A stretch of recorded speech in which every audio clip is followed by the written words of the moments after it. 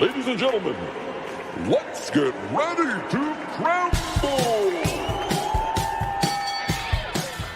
I'm Joshua Kemble, and welcome to Joshua Kemble's Livestream. I've been a freelance illustrator and graphic designer for over 20 years. I was an art director for 9 years. And when I'm not art directing and working on illustrations and graphic designs, I'm working on comic books and graphic novels, and that's usually what I do during my streams. And while conversations can go all over the place on this stream, from spicy and entertaining to goofy and silly, one thing stays consistent throughout every stream. I'll always be working on art. So pull up a chair, get your art supplies out, and get ready for an entertaining show that'll keep you company while you work on your own personal art projects. This is Joshua Kemble's Art Stream.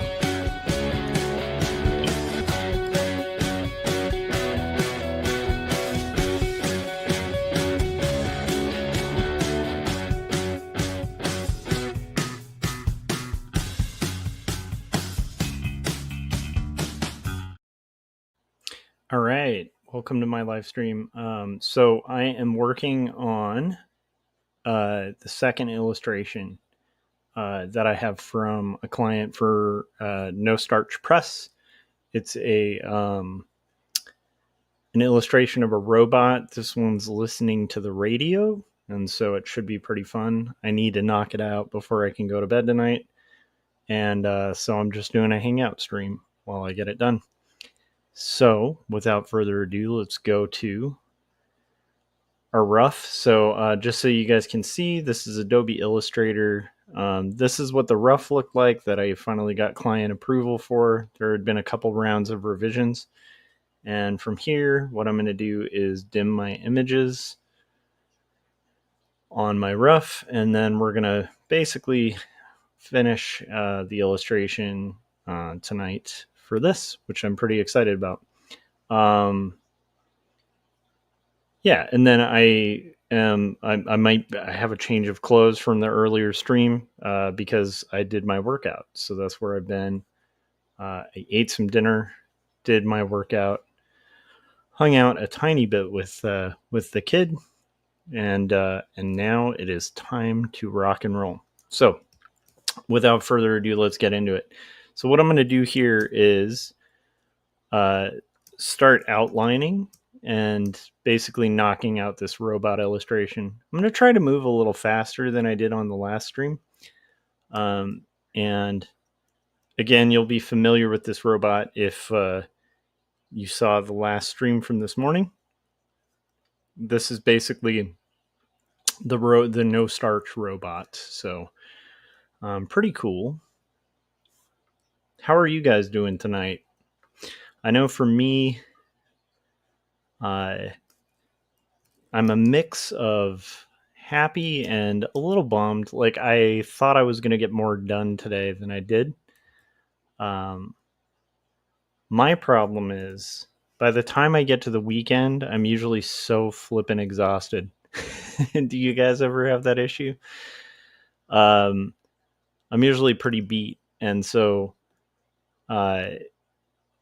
getting the second wind and the steam to kind of get all this stuff done that I need to do takes a while. So like today, I probably spent a little bit too much time like sleeping in. But on the plus side, I'm going to get what I need to get done. I definitely am probably not going to be able to get to my comics today. I'm guessing that'll be hopefully early tomorrow. But I do feel good that I got one illustration done for a client, and that's actually pretty cool. So, that's a little bit of extra income, and will enable me to do more comic related stuff and get a little further on the Not Death But Love. But I definitely want to get to doing roughs for Not Death But Love, so I'll probably be working on those tomorrow. But it's been a while since I've done a Night Gang hangout. And so that'll be fun. We'll kind of hang out late into the night and work on, vectorizing the graphic here.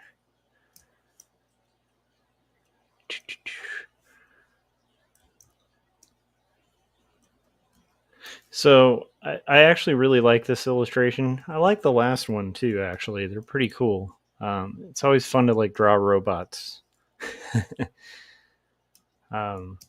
It's also a nice change of pace because usually I'm doing a lot of very like slice of life books, and so it's kind of fun to like stretch the muscles of drawing, a fantasy-ish thing.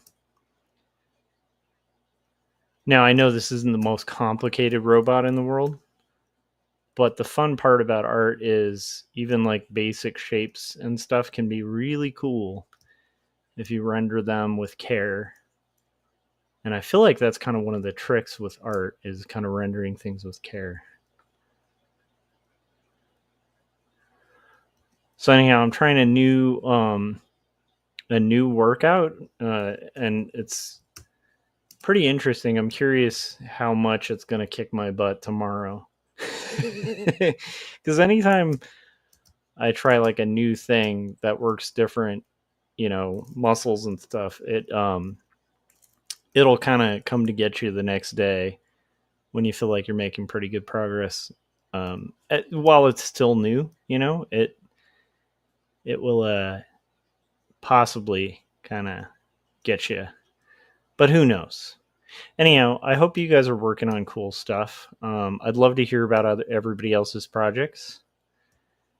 If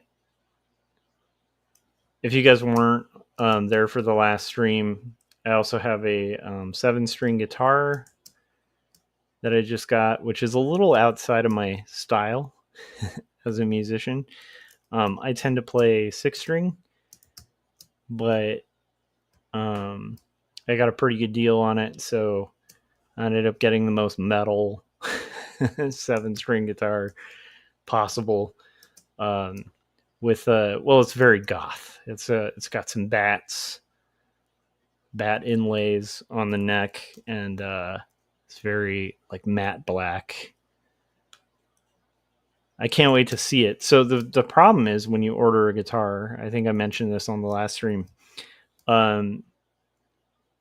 Guitars have to kind of acclimate, especially during the winter.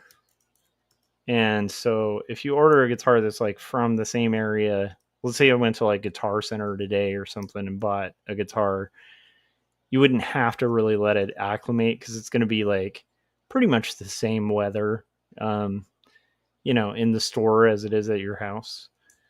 But if you have one shipped, you have to kind of, especially during the winter months, you got to let it kind of acclimate and kind of chill for like 24 hours so that you don't like crack the finish or cause like fret sprout, which is where the wood shrinks a little bit on the neck, and then it causes like the frets to kind of stick out a little bit.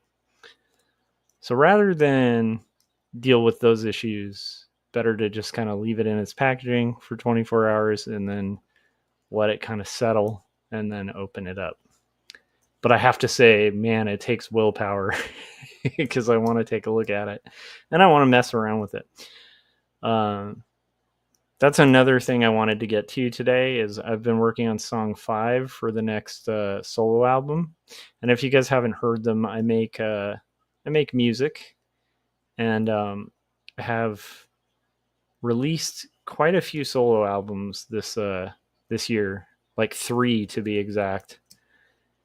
And I plan to do a 4th.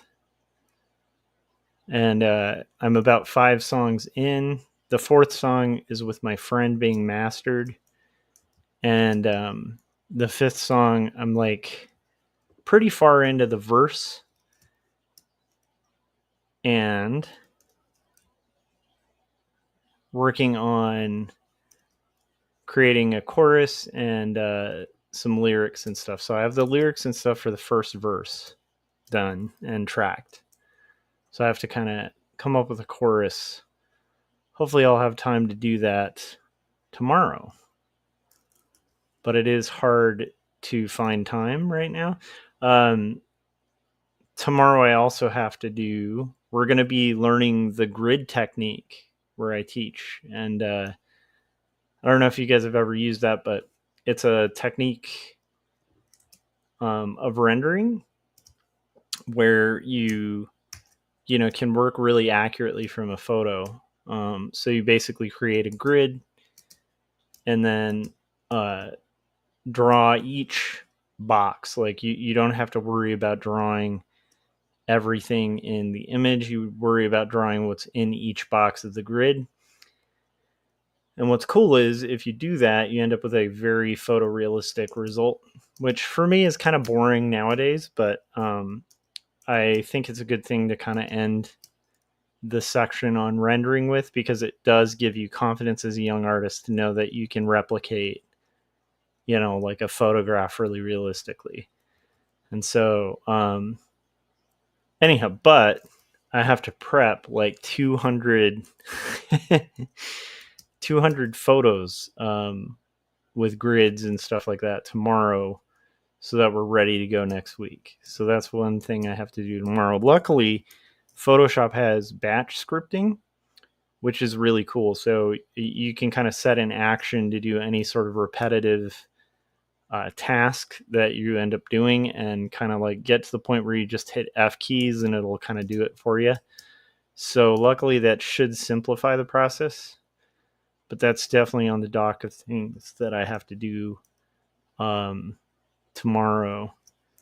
And then I really want to get more pages roughed for Not Death But Love, the strange supernatural story of Elizabeth Barrett Browning. So that's on the dock. But if I can at least get freelance kind of cleared, then that will be more possible. That's a little too thick. I think I got to go with like a 1.75. Let's actually do a 1.5 on that line. So right now what I'm doing is just vector art of this illustration that got approved. This was a fun one. It's funny, two of the revisions on this were like changing the wave on the radio. I guess there was like a disagreement with the author about which wave should appear on the radio that the robot's listening to. And then initially they kind of changed the antennas on the radio to like 2, and then they went back to 1 and just changed the wave on the radio over here. So that was like easy peasy revisions, but it was interesting. I was like, I wonder why they're so specific about it. I guess it's because it's like about a more specific thing. Speaking of, I should save this as no starch. I'll save it as SDR because it's a book about, I think, something having to do with SDR. I don't know. It's something to do with radio and waves, kind of creating waves. I'm not a coder, so I don't know anything. If you're listening and you might know something about coding, let me know.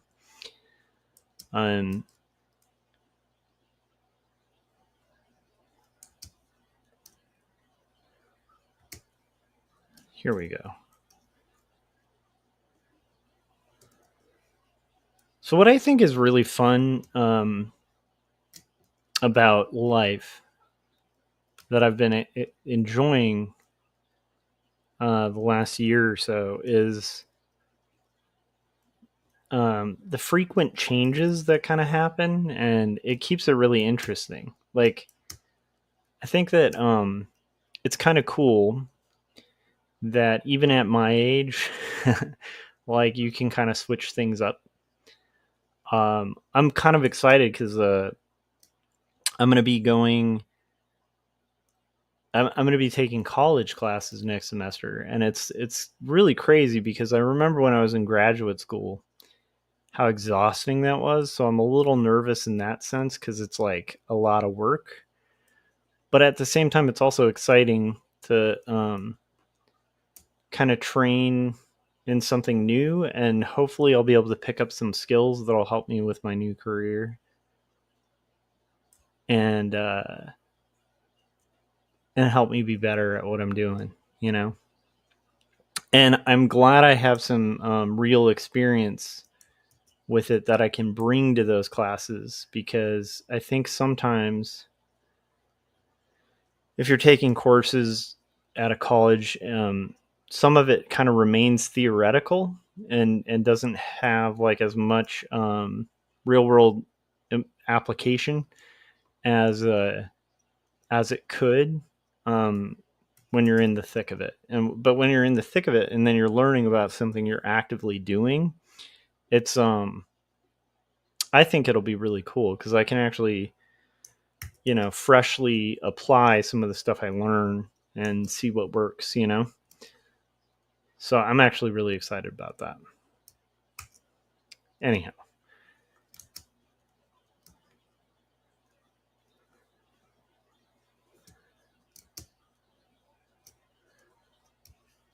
some of the things that I want to work on this next year, this is something I've been slowly realizing about myself, is I have trouble when it comes to um irrational thinking. Like I get very frustrated with people being really irrational. And don't get me wrong, I'm not saying I'm like king of rational thought or anything. But if somebody has like a political or a historical perspective, or just a perspective that's just like wrong, like it's factually incorrect, I have a lot of trouble with patience with that kind of thing, because especially if it's like a damaging belief. And I realized, like, I think it was this weekend where I was like thinking like I need to get better at like heading to the territory that we're heading um, in the next year or so. There's going to be a lot of that. There's going to be a lot of very strange, distorted views of history and distorted views of science and distorted views of a lot of stuff, because a lot of people have them. And, you know, and by the way, but my patience with that is a lot slimmer with people my age, right? Like, or above.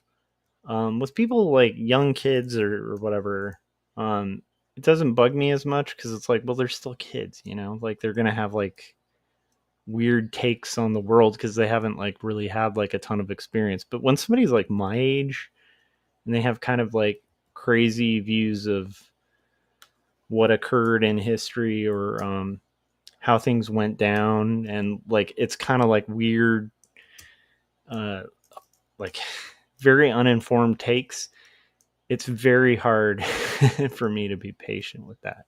And I'm not saying that's a good thing. I'm actually saying like that's something I've realized I need to work on. And I'm always trying to think of ways to improve, or get better as a human. I figure as long as we're humaning here, we might as well try to kind of like improve ourselves and get better. Okay, so we're getting there. We got a robot face. Um, he's definitely rocking those headphones. That's good. Let's keep going. I think we're making better time than last time. But I always think I'm a little delusional with that too, where I will think that I'm going to be a lot faster than I am. And sometimes I will actually meet my expectation. Most of the time, I don't. Okay, here we go. Let's get this clipped. And then I'm going to taper this guy. Switch the side. Let's like taper this guy too, but taper kind of there. The fun thing with tapers is you can actually control where your taper is. You can also do, like line control. Like the cool thing about the new, like I can actually go here and control the point, if I want. But I, kind of don't feel like it right now. Where you can do like thick and thin controls. But sometimes just breaking the line at the point you want it to taper is kind of like a quick way to do it. So the method that I'm using, if you guys haven't didn't see the earlier one, is I'm basically going to make all the black and white first. The black and white line art, and then we'll very quickly color it, because the method of coloring on this doesn't require like a ton of rendering, and it's only 3 colors really. I guess 4 if you include white.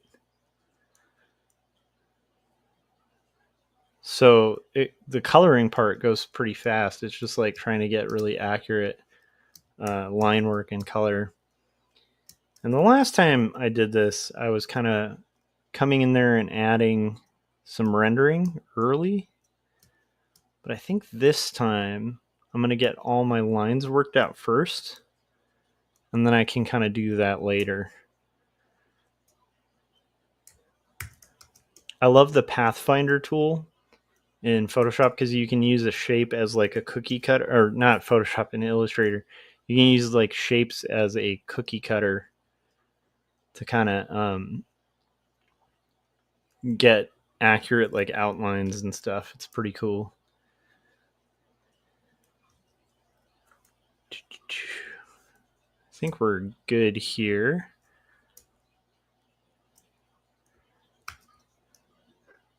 But it's been a while since I've done a late night stream. But as the holidays are approaching, I'm going to end up with some extra time to kind of get some comics done. And even tonight or tomorrow, I have a whole day to kind of catch up on stuff. So I think tomorrow what I'll try to do is like start the day off doing music projects just to kind of have a refresher. And then probably get into thumbnails and roughs for Not Death But Love, the strange supernatural story of Elizabeth Barrett Browning. And then from there, I'll probably start hold on, let's get this through. I'll probably from there start getting the photos and stuff prepped for next week, and the assignment up and stuff for next week.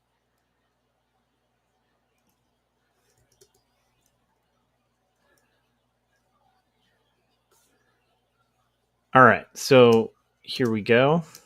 We're going to break the line here too. Now, a lot of people when they work in Photoshop will build in like closed layers, so it's almost like you're kind of like working for animation, where each element is like a separate object. And that definitely is good, especially if you are working in a scenario where you have backgrounds or things that you want to reuse. In this case, I am digitally inking the entirety of this this page. You know what? I need to go about this a little different. At first, I was going to do both sides of that, and now I realize I should actually just do the line in the center of the chord and then expand the line once I have it kind of worked out. And that way we have like a perfect parallel. So I don't have to draw both sides. Just making sure that it's as thick as it needs to be. So I might thicken it a little bit more so it doesn't kind of create like really thin banding on the cover. And then we'll probably end up adding a little bit of information too, right there. Ooh, very cool. This goes all the way here. So I think what I'll do is also round the point, and then I'll make it thicker, and then I'm going to go object expand, boom, and then we'll do again, I'm going to eyedrop. Let's get rid of that, and then let's eyedrop the line.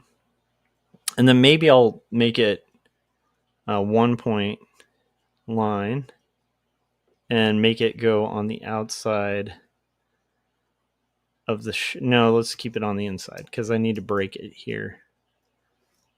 There we go. Pretty easy. And let's see what that looks like so far. Hey, that's looking pretty good. All right.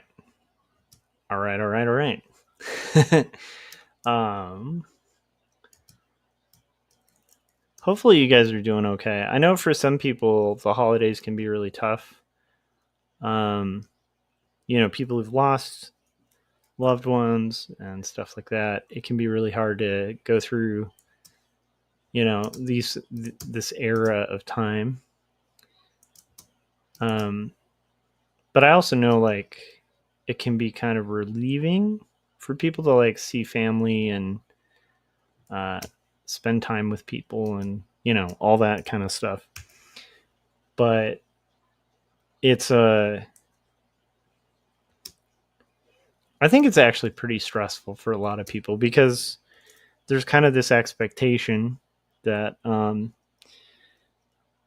it's funny. It's like I love the holidays, but it is very exhausting. You have like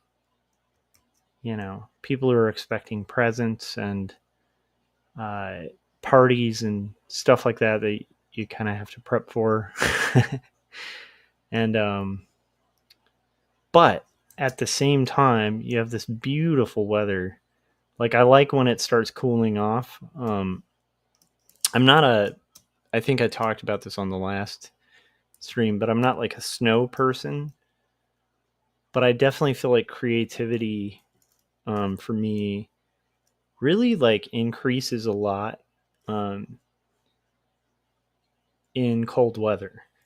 Like I feel more myself as it gets towards the winter, whereas like I feel like the summer, I don't know, there's something about the summer that's like exhausting. Just like the weather, the heat. But there is something about when the weather kind of cools off, the level of creativity that that one has,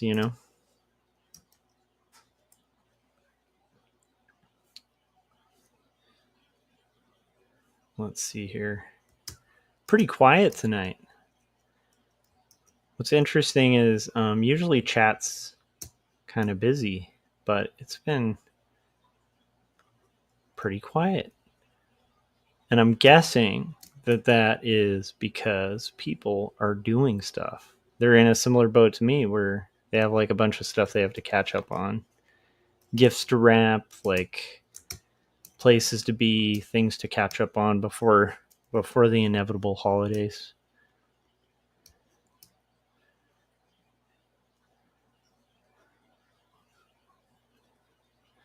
So something I've been thinking about a lot, and I always talk about this on stream, but I think there is value in things that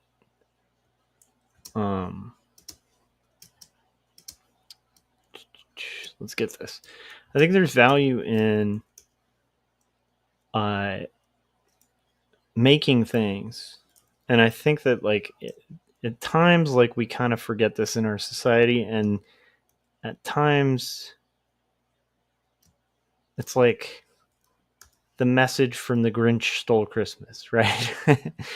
Where it's like I think originally like the Grinch kind of thought that Christmas was kind of a thing about just buying and selling and getting gifts and stuff. And then he realizes after stealing everybody's presents that there's more to Christmas than the commercialism, and his heart grows whatever 7 times big. I think there's some truth to that. I think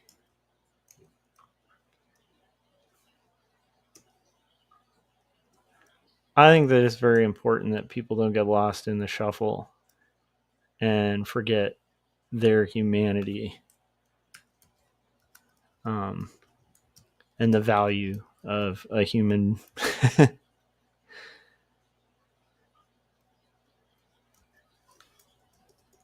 Anyhow, so I think that can be tough too during the holidays because, you know, everybody's on different budgets and struggling with different things, different financial constraints,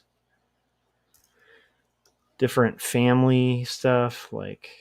And so I think people can kind of get lost in the thick of like a back and forth. Um, and by the way, like what I'm saying right now may not make a ton of sense because it is, midnight and I'm drawing. So, but that's part of this stream is it's kind of like hanging out, drawing, working on our talking shop about what's on my brain. Okay, here we go. I think you guys will like the new album though. It's interesting. I'm doing some punk-ish stuff. I'm also doing some more kind of weird experimental stuff. I will tell you guys the other thing that's in the works is my friend and I are working on the next No Saboteurs album, and that is way closer to finished. There's like six tracks that are almost perfect. We still have a few things to change in the mixes and stuff, but I will tell you that particular album that we're working on is probably some of the best stuff my friend and I have ever made. So I can't wait to finish that too. But at the same time, I have this kind of silly thing that I started in reaction to gosh, it was like a year ago or something where I had problems with my hand where I couldn't close my I couldn't like pinch my thumb. Like if I did that, there would just be this shooting pain, and it was in my left hand from repetitive motion actions at my old workplace.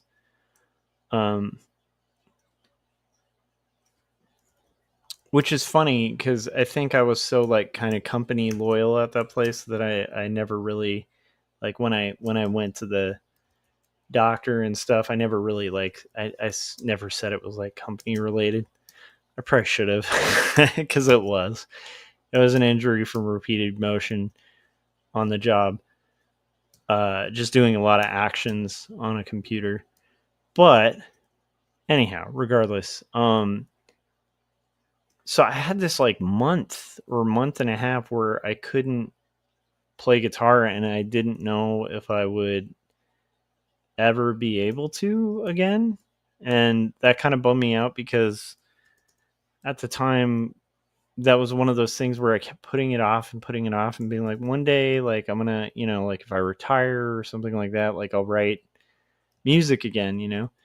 And I was doing some side projects with my friend, but I wasn't like making a bunch of solo stuff.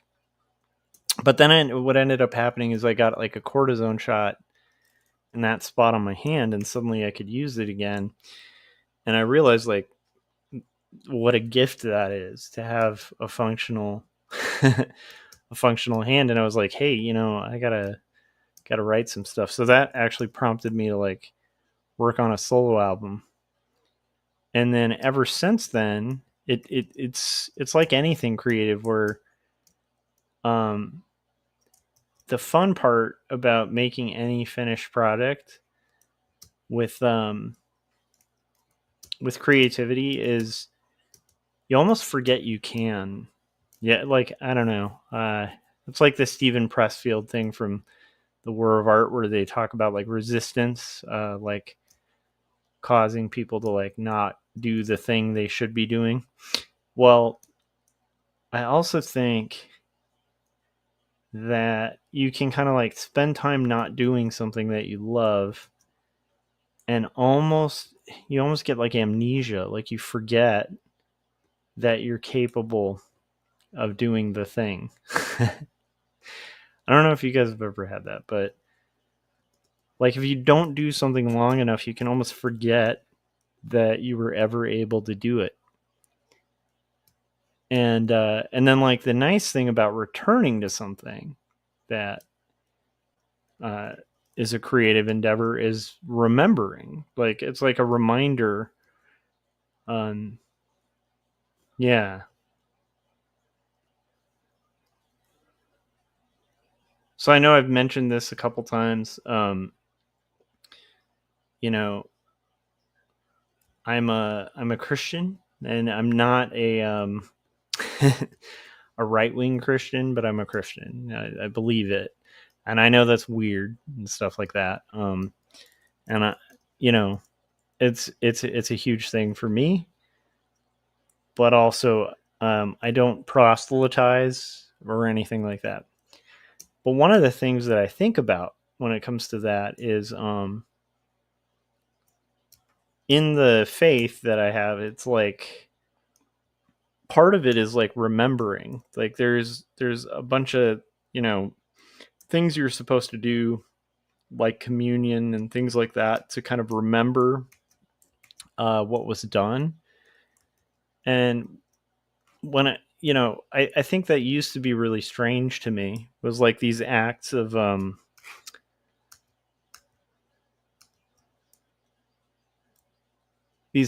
like almost like ritual to kind of remember. But as I get older, it actually makes sense because we forget things so easily. Like, it's really easy to get in a routine and just kind of forget things, like really important things. Um, and so I think art is like that too. I think with creativity, like even music, it's like if you unlock the portal, like, as cheesy as that is, if you kind of like unlock the creativity, then it will flow. But if you lock it up, it's like you'll forget you even had it, and then it becomes easier and easier to like stagnate because you almost like get intimidated. Or I should stop saying you. I should say I. But there's definitely been some periods of time where like I'll stop doing something creative that I love. And it's like I forget that it's that it's even a thing that I could do, you know? It's weird that we're like that. Or I'm like that. It's weird to me that the human mind is so like fickle with that kind of thing. But there you go. All right, how are we coming on our robot illustration here? Yeah, that's a pretty cool vintage robot. We're getting there, guys. How are we doing for time? Yeah, it's probably going to take about as long as it did last time. This one I was like, I think I'll move a little faster. Nah, it'll take as long. But yeah, like it's interesting that to me that we forget things that are important to us. And I've heard this from like people who end up in like toxic relationships, or they end up in a situation where like honestly, even people who end up in like wartime, like they'll forget that like there's a time where there is no war. um I think that's like part of the PTSD thing too, is like some people will get back and they'll kind of have like issues assimilating and just realizing that like there's nothing to fight. Like, because they're used to being constantly on alert, just dealing with like extremely high stress situations, and then they go back to like civilized life, and it's just kind of like the mundane is hard to accept. I think when you're living in like this hyper real, hyper aware thing all the time. So I think people forget. I think humans forget. And there's some things that are important not to forget. So I think like ritual, or not so much ritual, tradition is good for that, to help people not forget. So we got a robot coming. This is going to be the coolest robot on the planet, okay? This robot is going to be the best robot there is. So anyhow, if you're watching along live, welcome. Working on an illustration for a book. This one is for No Starch Press, and I believe it's about making radio frequencies or something like that. Or waves, maybe wave files. Maybe it's a clever play on wave files. I don't know.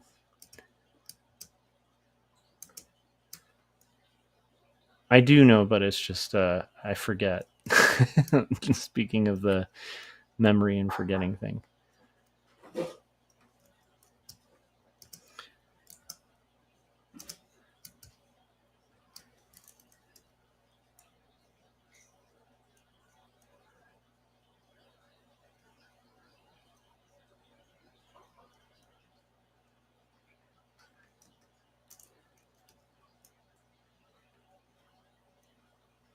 So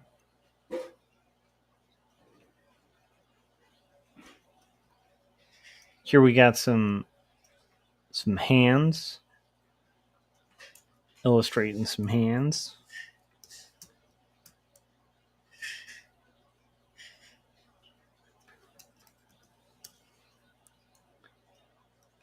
And we're just gonna blast through it.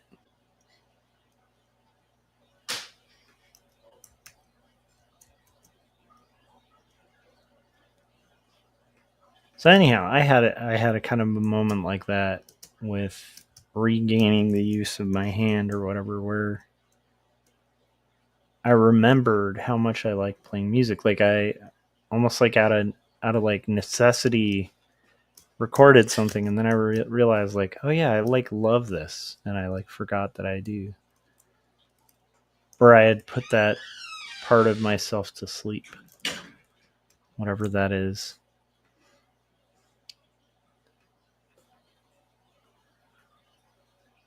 But if you are up late and you're working on a creative project, good job. It's a hard thing, this being creative thing.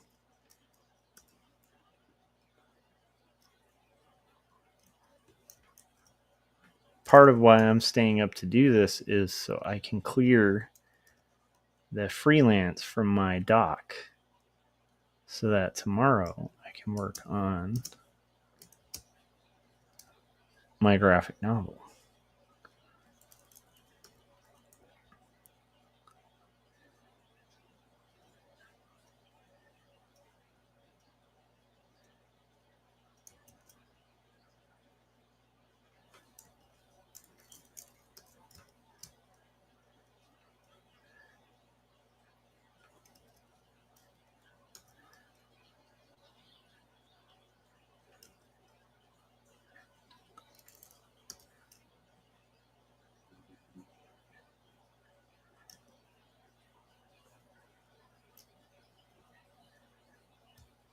So what's interesting about we have fish tanks with fish, and one thing that I found really interesting about fish was we found out that it's actually good to cover the aquarium at night.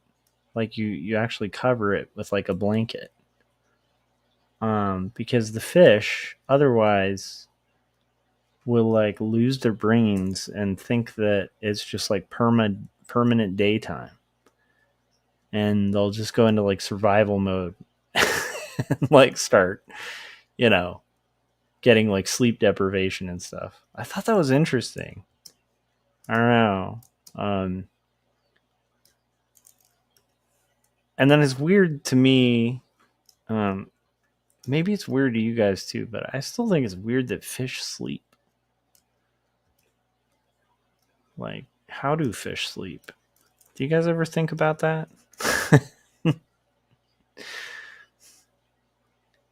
One of the things I love about late streams is you start with these, you get these like wild, kind of meandering thoughts.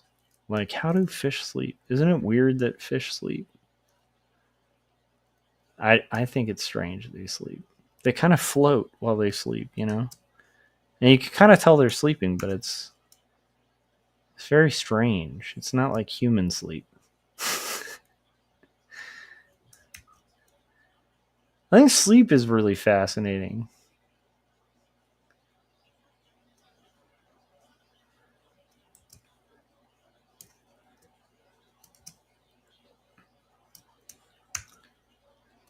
I feel like a lot of the times in creative life, sleep is like the enemy. Like it's important, it's a necessity, but it's like, man, it it can interrupt so much that you could get done. But it's also a very deceptive thing because you can be like, sleep is horrible. It keeps you from creative things. And then you can ignore sleep and end up in a real mess because then you're kind of not prepped for the next day. It's kind of like exercise too, where Solo of MU said sleep can be both a great friend and foe in creative life. Yeah, I think sleep is important for recharging, for coming up with ideas, for sleep power naps can be a lifesaver. I don't know if you guys remember this, but there was a time where, like I think early last year, where my wife had a kids book that I had agreed to color, and then we got approval for it like 2 days before it was due. So I had to do like a double all nighter to do the vector. Well, not even vector. I did it all in Photoshop, but to basically like ink and color a 32-page book in like 2 days. And like that was wild. I live streamed while I did some of it, but it was just wild. Like I was feeling pretty delusional by the time it was those 2 days were gone. But I will say, little power naps probably saved my day. But sleep is interesting. It's essential. But I think most creatives, if they could live without it, might live without it. The only question that's important to ask in that hypothetical, if somebody is ever like, would you live in a world where you don't need sleep? I think most of us would say yes, but you want to obviously assure that you don't want to sleep. Because the worst world, like that the tricky genie kind of thing is to say like, yeah, I wish I never had to sleep. And then it's like the answer to that is you're never allowed to sleep, but you always feel like you want to sleep. so you have to be real specific with your genie wish on that. If you go down that rabbit hole, that hypothetical. like the ideal thing would be not needing sleep, but getting all the benefits from sleep without having to sleep and without feeling the need to sleep. That would be pretty magical.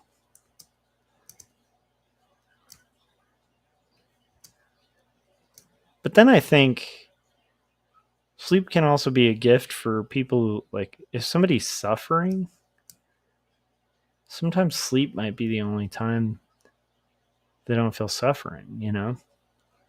So that can be a gift too, you know? It's a weird web, that sleep thing. We're getting closer, guys. Closer to finishing the robot.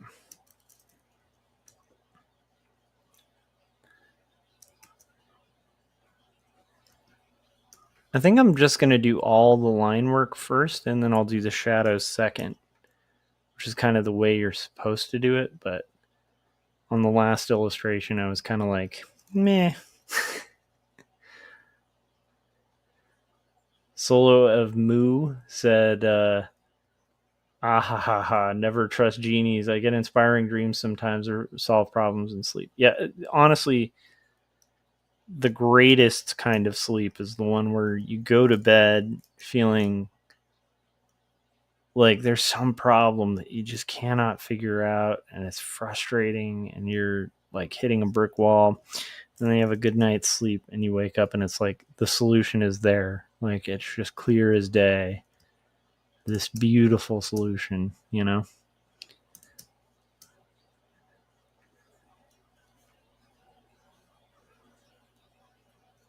Thomas said, when I'm really sick, I love to sleep it away. Yeah. Well, and I have to say, like, I had a crazy week this week, right? Just honestly, I should say, I have been loving my new career, but also, you know, it's my first year teaching, you know, these classes. So that means like building a curriculum, coming up with lesson plans, grading, all of that stuff.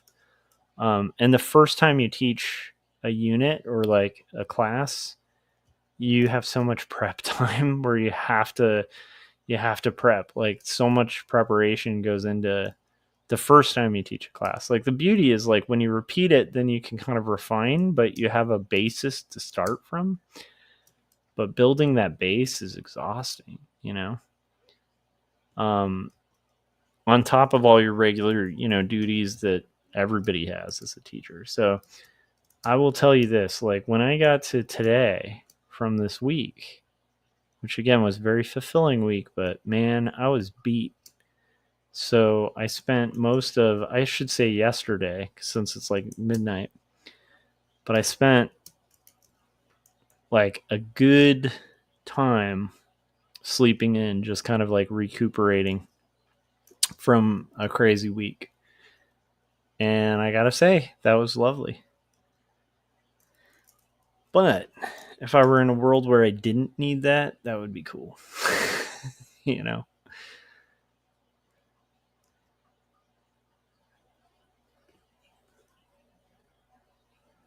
But imagine I'm in a world where you don't need sleep. All right, guys, we are getting there. We're getting way closer on this. Right now I'm just drawing the foot. We're making robots. Making sweet robots all night long.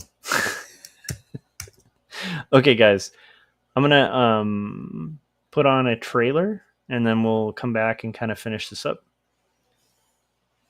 Oh, Thomas said, I completely understand. I taught high school science for 2 years. Yeah, and like, here's the thing: if you were teaching that, the first year was probably the worst, right? Because like second year, you've got your curriculum, everything laid out, so it's not as bad. But man, that first, you know, I will say this though, I've been surprised by like how much I've been able to kind of adapt and kind of get through curriculum. And the great thing about it that I've been finding is it has been surprisingly easy in the sense of going over the methods because I know the methods.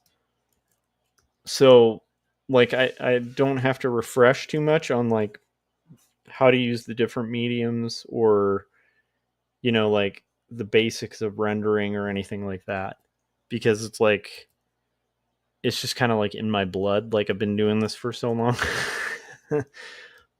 But still trying to kind of like there's a difference between knowing something and then trying to break it down in a way that is accessible to people. And I would imagine that's got to be really hard with science, Thomas. Like, I honestly, that would be really hard with science. It's like, how do you break down, you know, scientific truth in a digestible way where people are still learning science, and that's got to be pretty hard. Uh, Actually, I think science would be a lot harder. Although there's kind of like a science to art. I've been trying to get people to start thinking about like a value scale when it comes to rendering and comparing to the value scale.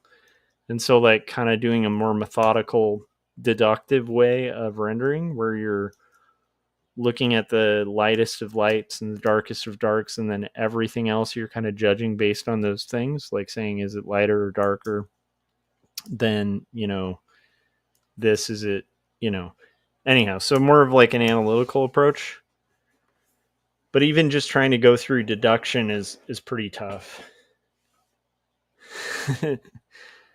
Oh, Thomas said my second year was just as bad. Went from teaching one to do two different ones. Yeah, see, that might happen. That might happen to me. Because right now I am blessed with, I don't have a prep, but I, at the same time, am only having to teach one specific class. And adding another on top of that would complicate things a bit.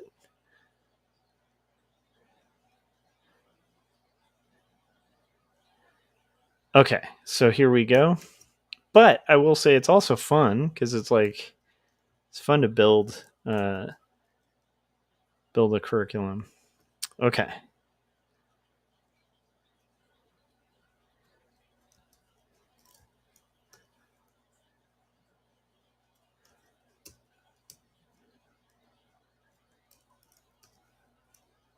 So I think I'm going to finish this foot and then potentially I might play something. Solo of Moo said, oh yeah, I had a good professor who was all about the science of art, perspective, anatomy, lighting, color theory. Yeah, I'm trying to do that in an Art 1 class. It's funny, in art that's like a little more advanced, I think like focusing on concept is really important, which can be a little less mathematical. But it's like, to even get there, you kind of have to have the basics down, and I think the basics are really like there is objective truth in art, and I think sometimes people try to kind of break art down in like a woo woo way where it's the inexplicable, the divine, capturing beauty and stuff like that, and they'll kind of forget that there is like a science, especially to rendering. Like there's a science to rendering. Like, now, don't get me wrong, you don't have to do perfect rendering on art. That's the fun part about art. But to do rendering, to learn rendering, there is like a real math to it and a science to it. And I think that's hard for people to gather because it's like there's a lot of kind of misinformation about art being all about the feels. And don't get me wrong, art is about the feels, and that's what I love about art. But still, it's also about the foundations, which are very like rigid and mathematical, Okay, guys, we've been going for an hour. I'm going to put on a trailer. I'll be right back, and then we'll finish this this this whole thing, add some shading, and kind of get a little further on this illustration. Thanks to those of you who are hanging out with me, and I will be right back after these messages. Our heroic adventurers fought orcs, monsters, sorcerers, necromancers. Now they find themselves in front of a mystical library. What shall they find? It's all in the roll of the dice. We've come this far. There's great power behind this door. I can feel it. We just have to get past it. This door is no match for my axe. I shall chop it down. You always want to use brute strength. Why don't you try knocking? We'll try it your way. You may enter. The library is open to all those who seek knowledge. Feel free to look through our tomes. Maybe you'll find the answers you seek. I sense great power here, and it's behind those shelves. Indeed, there are powerful items hidden behind these shelves, but you can only get there through the enchanted words. Do you have those words? I believe I do. Tremble before the Krembo. There is great power. Look at that glove. Must be so powerful. That is not where I sense this power. I must get closer. I found them. I found the sacred manuscripts written by Joshua Kemble. Behold, I now possess 2 stories and Jacob's apartment. Please tell us more about 2 stories and Jacob's apartment, and who is Joshua Kemble? Xeric Award-winning cartoonist Joshua Kemble is a freelance artist, graphic designer, and author. 2 Stories is a confessional graphic memoir that grapples with questions of faith, mental illness, depravity, and ultimately redemption in a fallen world. Jacob's Apartment is a coming-of-age graphic novel in the vein of Ghost Road and Fun Home. It weaves together the threads of spiritual faith, identity, purpose, love, and loss to create an engrossing world in which waking and sleeping dreams collide. You have made your choice. The passage is now closed. Wait, can I get that glove? No. Oh. All right, let's go. All right, we got Roll for Tarako in the chats. That is the Frank Salazar who was who just did the commercial that you just saw for his Roll for Tarako channel, which deals with role playing and all sorts of interesting stuff like that.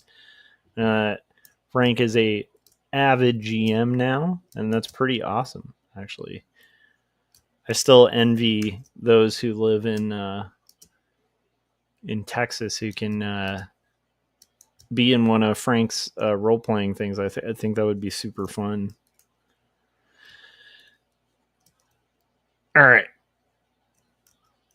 because I think he'd be a killer GM, like just from that ad. You know, it just sounds really fun. Okay, so have you guys ever heard dead internet theory? I want to know. Solo of Mew said, this username is supposed to be my Minecraft username, but it got stuck as this for now. Nice.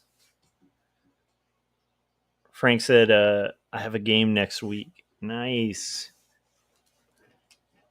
Frank also said, Solo, it works for you. Have you guys ever heard dead internet theory, though? So this was a weird one.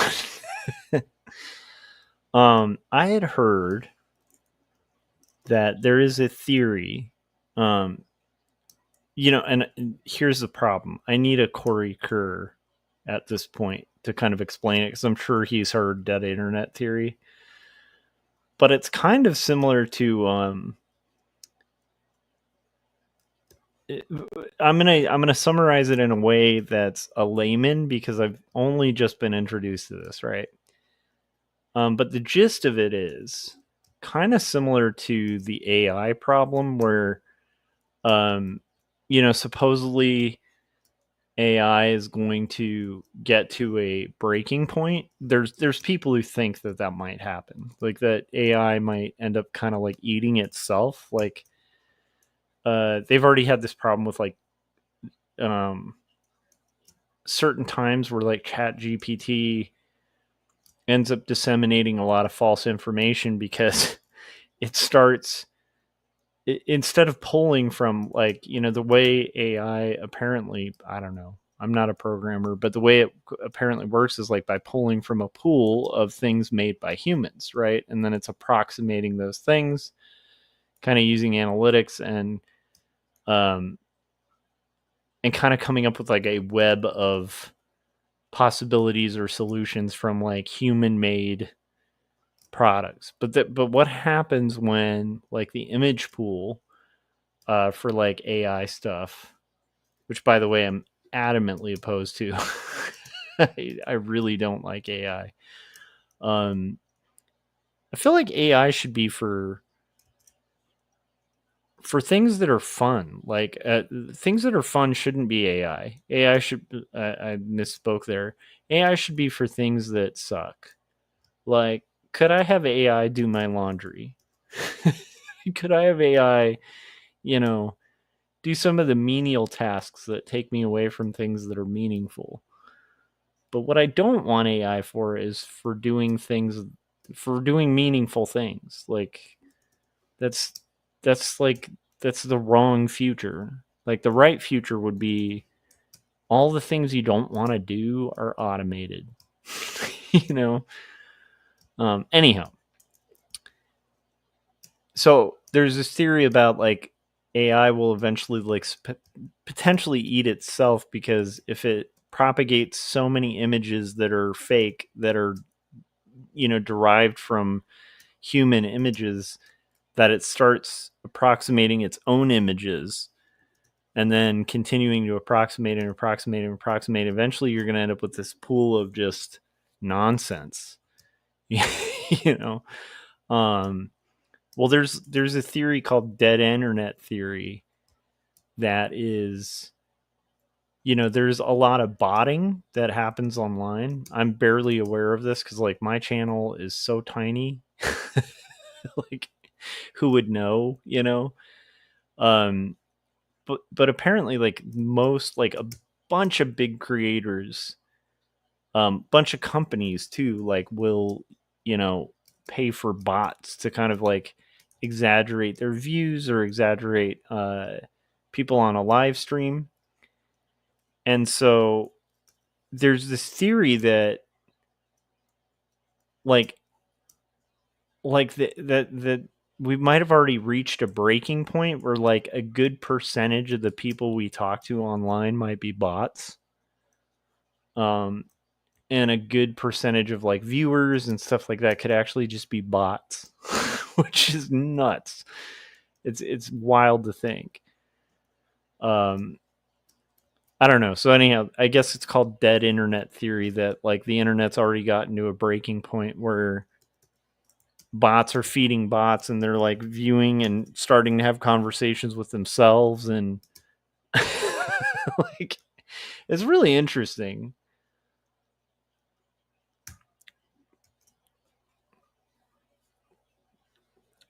So anyhow, I just think that's a Thomas said, "How do you feel about AI being better at weather forecasting?" I don't know. I don't know how I feel about that because I don't know if that's true. I would guess that there's a lot of things that, like aggregating a bunch of data to come up with really good solutions is actually like there's things that AI is awesome about. Um, like I had heard about, like in science, like AI is apparently a much better determiner of of like reading x-rays. And that sucks because it's putting a lot of people who their job was an x-ray technician apparently like out of a job. That's like one of the first jobs that was like super threatened by AI because AI can just do it better. But there's that problem, and I think that's what Corey was talking about with the like kind of AI eating itself thing of AI is also not truthful. Like, so it's this weird thing of it can do the job, but you have to remember it's not a person. So it's not like so it almost like needs a person to kind of be there, even with the x-ray technicians and stuff, just to make sure it's not like having some weird freak out, like where it's yeah. Thomas said, I just heard the weather forecast recently, but it makes sense because there's so much data to the process. Yeah, that's the thing. I think for aggregating data, it seems to serve a function. And it also, I mean, it definitely fools the eye to think that it's making art. I would make the argument that it's not. Because I think that it's kind of like, I think it's like a when we stop talking about beauty and meaning and intention and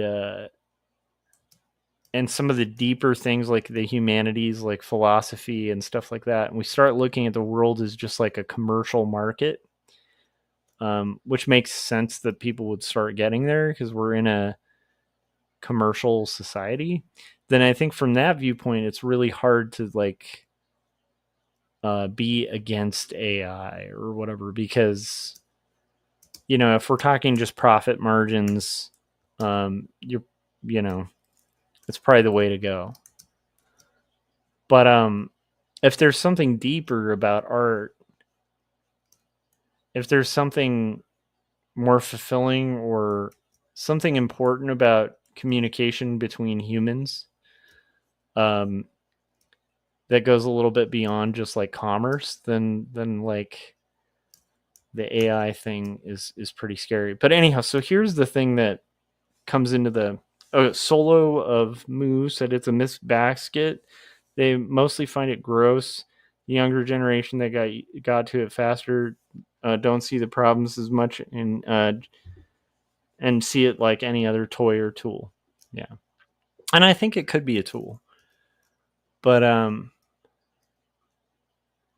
also like, so the dead internet theory thing's interesting because from what I gather, like some of these AI bots are very sophisticated, and so it's like, they can have like AI people online that are like communicating. It's like AI Twitter accounts, and they're responding to each other, and they're getting in conversations with each other, and they're tweeting out things, and in a weird way, this is the dead internet theory, is like, does it reach a point where everything that we're experiencing online is like a fake illusion of interactions with people?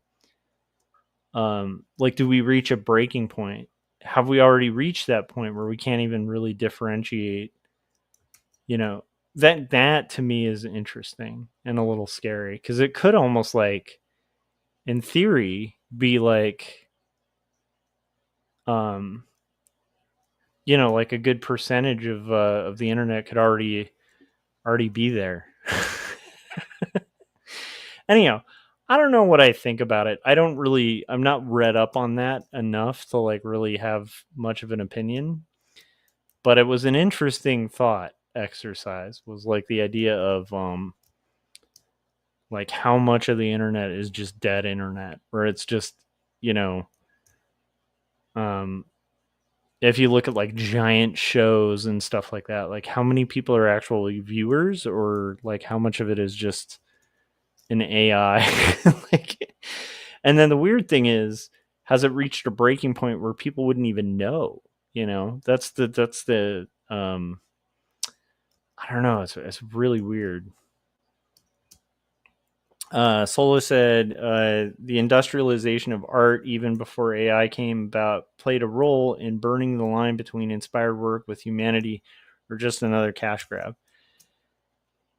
Yeah, and then the weird thing is, yeah, we have to start getting into these deeper conversations about like meaning and beauty and also like deeper conversations about like, I mean, technically I could watch a robot baseball game. I've just recently gotten into baseball, which is bizarre because I'm not a sports guy, but I already kind of talked about that on here. But for those of you, like, I haven't been streaming as often, so maybe you guys don't know, but I really enjoyed watching baseball this season, and it was super fun, and I think I'll probably be following it, like, which is really weird for me to say because I used to be very anti-sports. But anyhow, would it be interesting to watch baseball if it was just a bunch of robots? Like,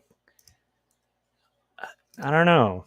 Like, I feel like half the fun of seeing somebody like nail a home run is like, it is a little bit behind like the human endeavor behind the whole thing, right? Like, because I'm sure you could automate a baseball game that's, you know, beyond human capacity, you know? There's other things that are interesting too. This is something I've been thinking about. Hold on. Let me make sure I'm keeping up with chat too, because I'm going off on tangents here. By the way, welcome to the Night Gang. If you guys are watching this, Night Gang, we're hanging out late early into the morning, late into the night. Solo said one issue the internet will face is the server space that endlessly generated AI content will take up. Yeah.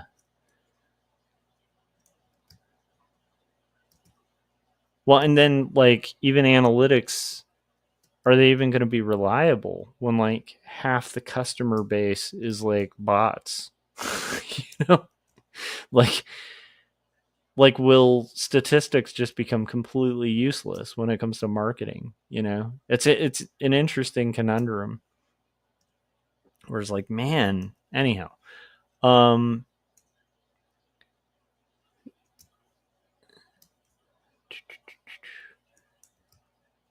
something else that's really interesting is I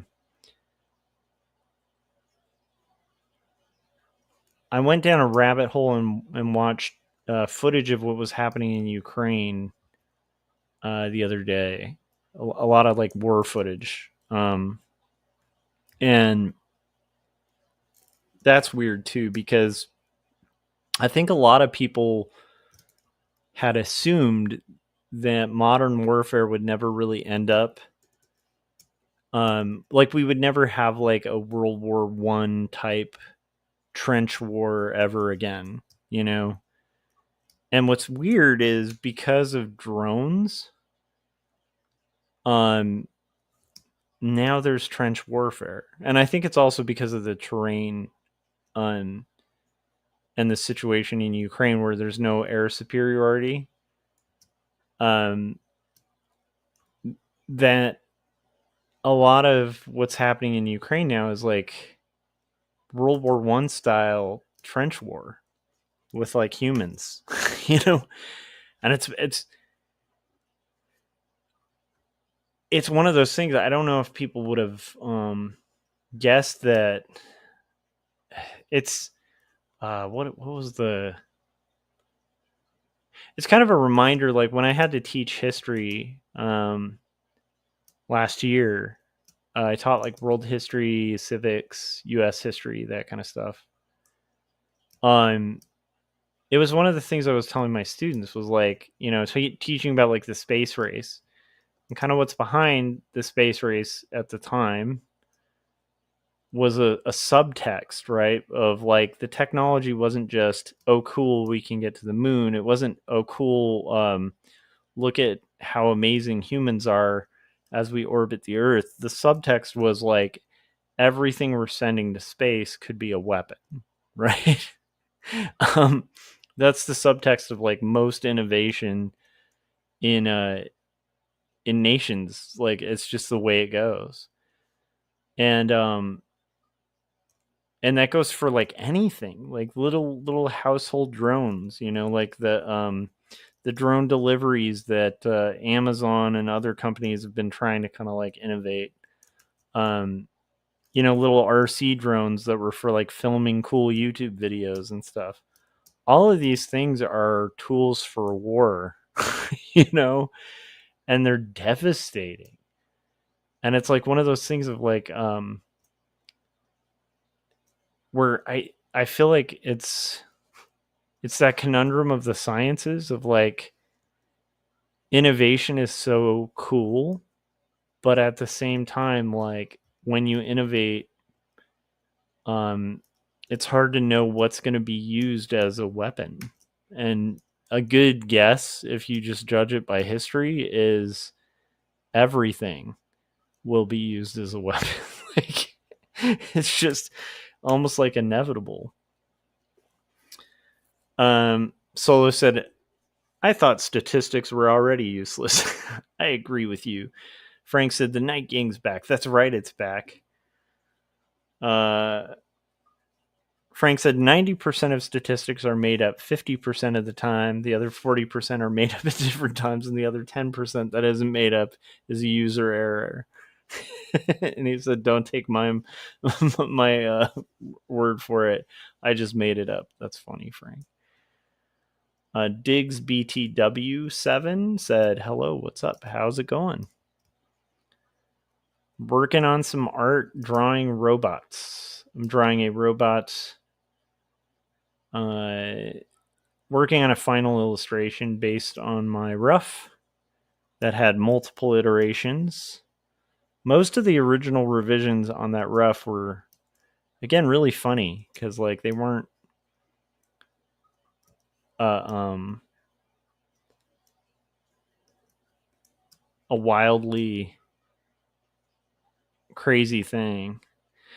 They were mostly just changing the radio to have like 2 antennas and then to have 1 antenna and then to go from like different waves. Like I think we ended up settling on an AM radio wave, but there was like some talk and some indecision about that for a little bit. Great client though. I love No Starch Press. They're excellent. Solo said everything can be used either for good or evil, and there likely will be at some point in history. Yep.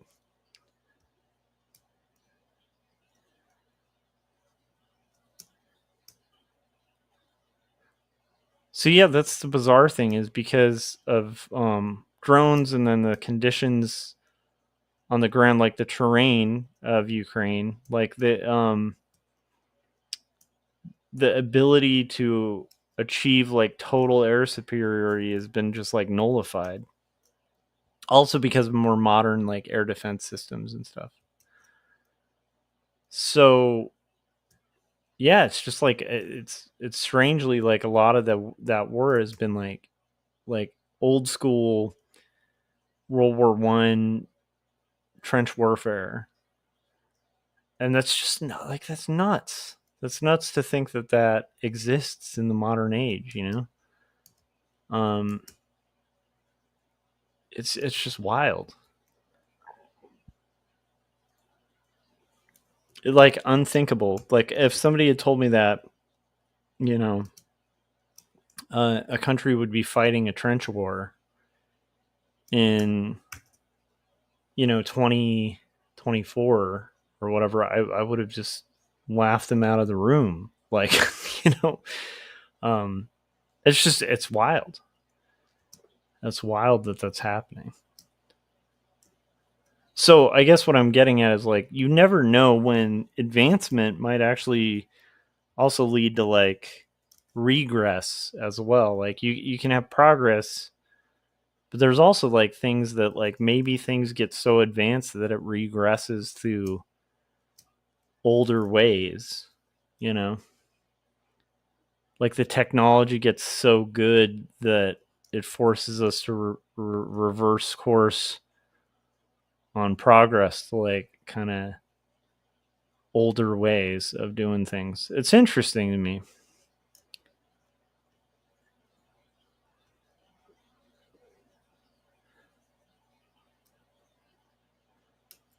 Now keep in mind I'm saying that while I'm working in vector on on an illustration for a client. So um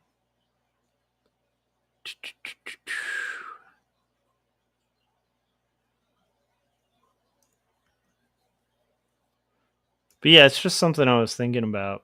That's really surreal. But I also have to say, again, having had to teach history and stuff, it kind of made me have to brush up on all the wars and a lot of different geopolitical tensions and stuff throughout history. And there's some really weird, fascinating things. Like one of the things that I thought was kind of incredible is just out of necessity. A lot of the Ukrainian army has been using like literal RC drones, like the silly little drones, like the kind you could get on like Amazon just to like film cool stuff. And they've been using them for surveillance and then modifying them. Like now they're making them, manufacturing them. A lot of them are like 3D printed. Again, 3D printing really cool for arts and crafts. Again, anything that's new technology is instantly going to be used for war. It's like all of it.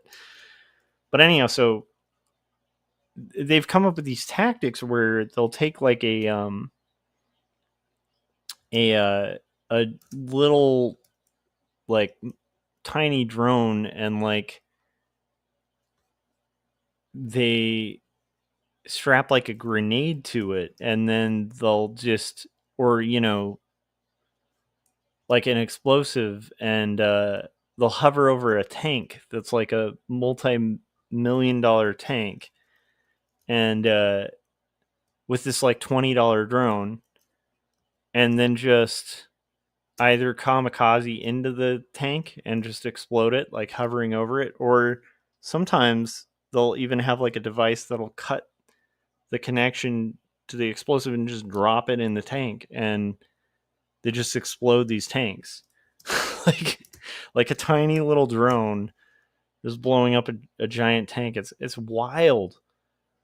Um.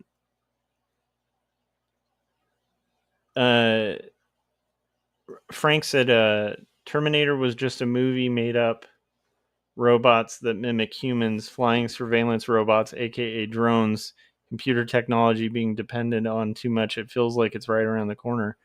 Yeah, it's wild, but it's also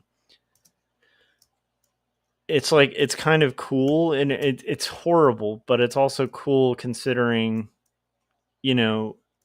their position where they're having to fight like this much bigger army that has like multi-million-dollar drones, and they're using these like $20 drones to like do serious damage like to a country that is just has a much superior military. And it's the kind of creativity there is frightening but also inspiring but also scary, because it's like, well, what happens when those tactics get like employed by countries with like crazy resources? It's like, I don't know, it's we're in for weird times is my point.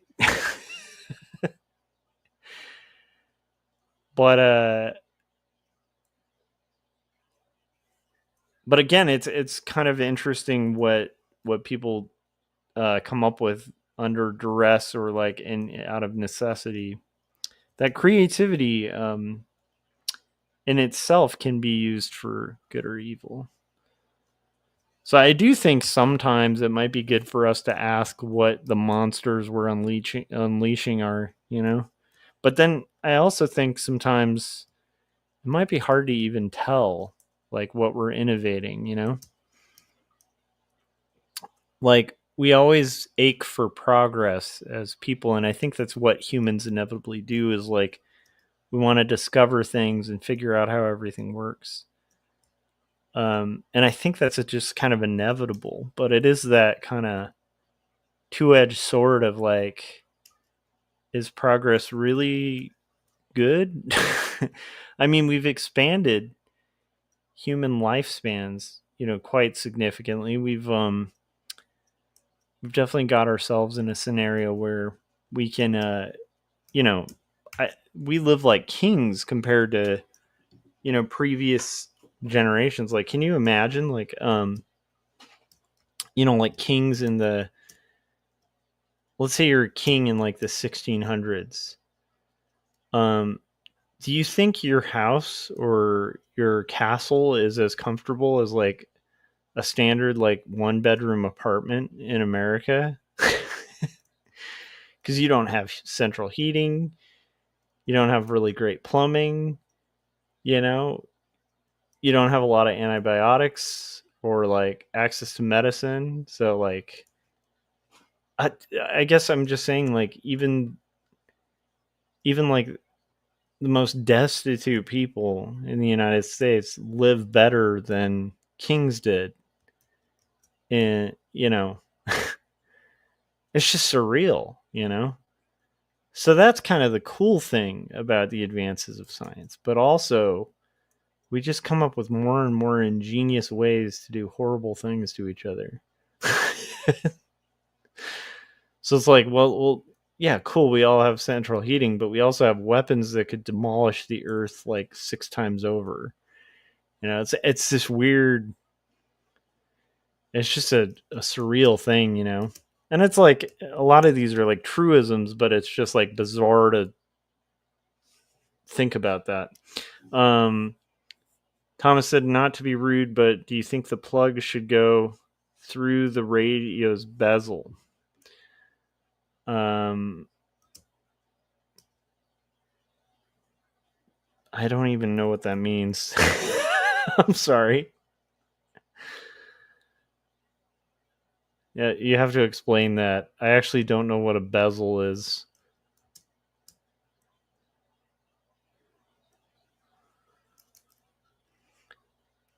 Let's see here. Solo said, yeah, to fulfill potential, if something can exist, much of humanity has the drive to make it exist, if possible, for better or worse.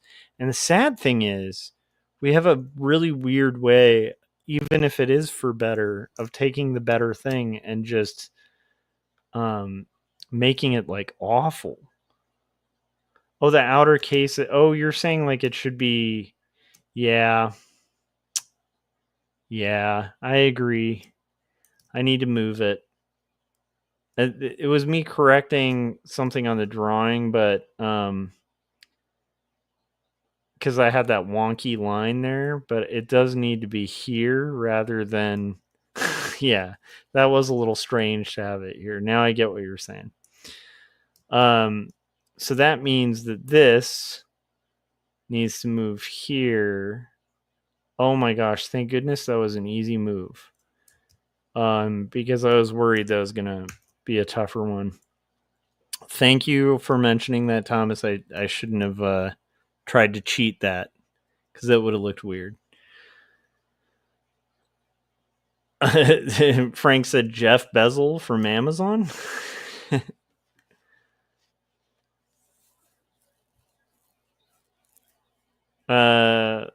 Solo of Moo said PSHS. You know who I am, actually. I don't know what PSHS is. So there's that too.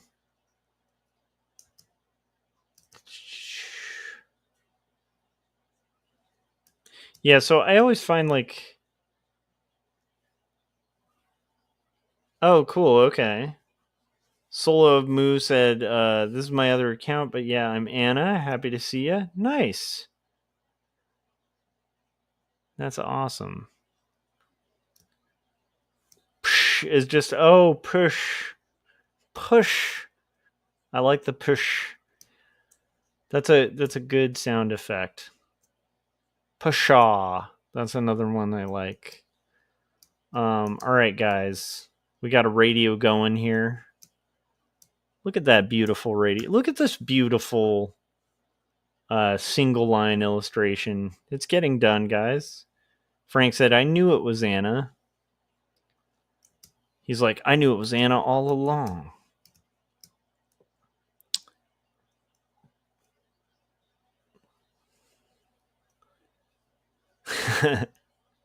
I'm in Minecraft mode. It's beautiful. What is Minecraft mode? My kid really likes Minecraft quite a lot. He's pretty good at it. I am horrible at Minecraft because I am too much of a kind of boomer. Like it came out. I'm like at that generation where it came out just in time for me to not understand any of it. So like the controls are weird. It's hard to get used to. Whereas my son can like do, build stuff in Minecraft in his sleep.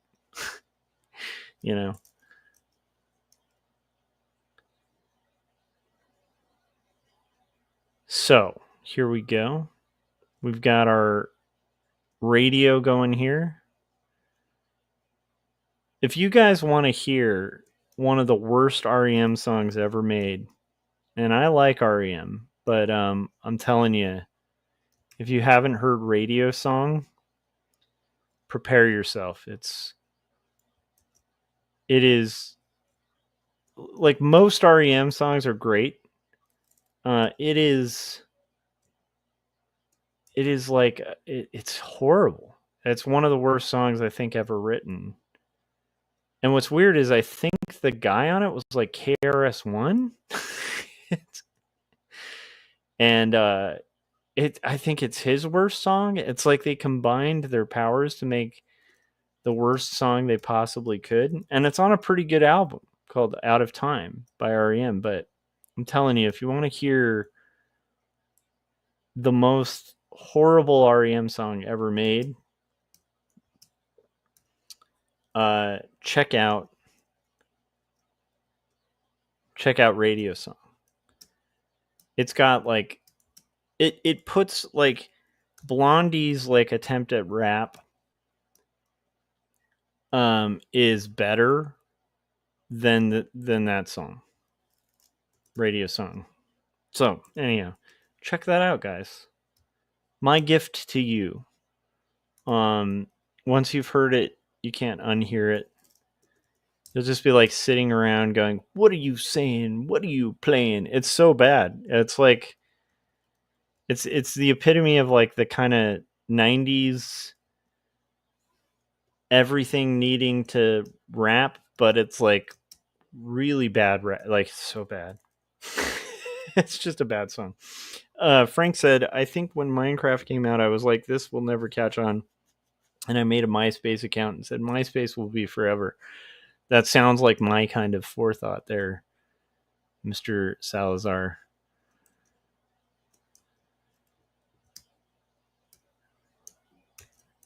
Yeah, MySpace was on fire for quite a bit there.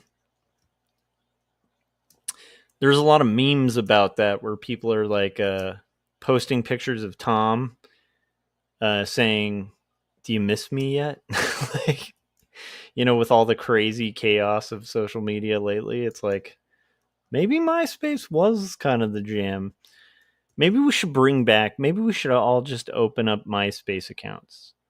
Like, do we really all have to go to Blue Sky, or could we just reinvigorate MySpace? Like, does MySpace still exist? Can we just go back to MySpace for social media? We'll all start doing MySpace and live journals. That's what we need to do, guys. To take back the internet.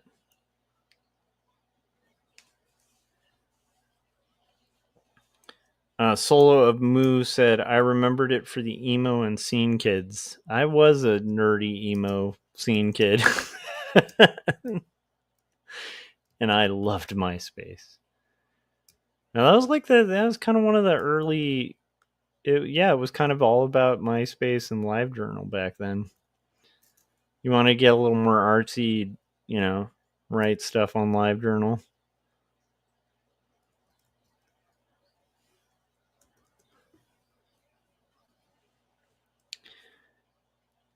Frank said it's not the way it was. It's only for music now. But I wonder if we could take it back.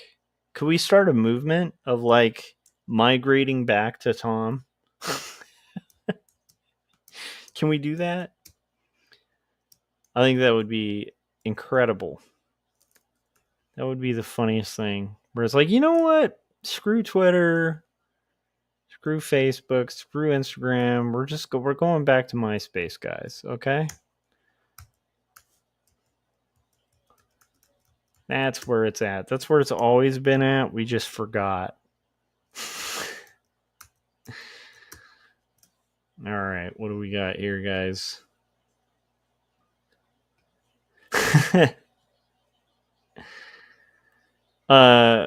Thomas said, can we go back to when the internet was just hobbies and cat videos? There was a really beautiful time where, there's times where I miss forums sometimes, when forums weren't just flooded with spam, where you'd actually get really interesting convos with people and stuff. I think that still kind of happens on Discord, but again, I don't know. I feel like I'm just too out of touch because I don't Discord anywhere.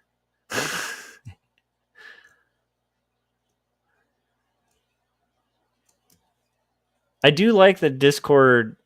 One of my favorite record companies is Discord. So does that count? Washington DC punk rock, Discord Records. But yeah, I get confused and kind of bored on Discords. They feel very discordant.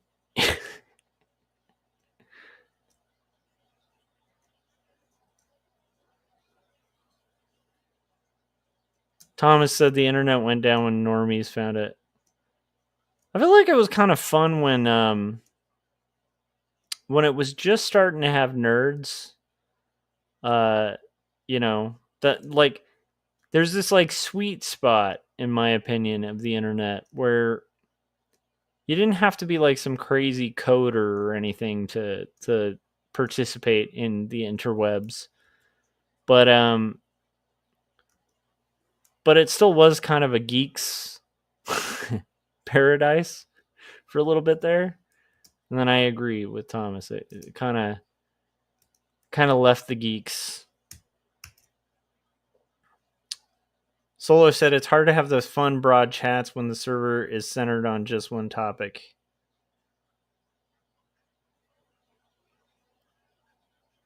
Nice. That's interesting. All right, guys.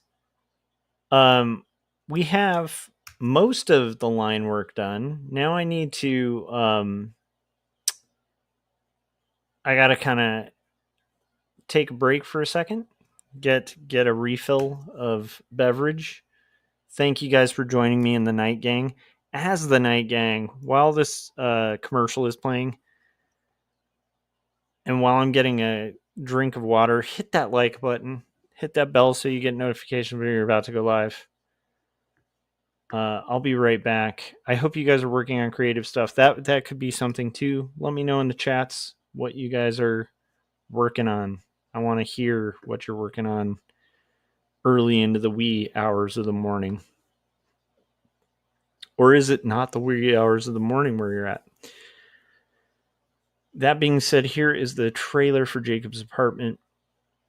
And when we come back, we're going to finish this illustration up.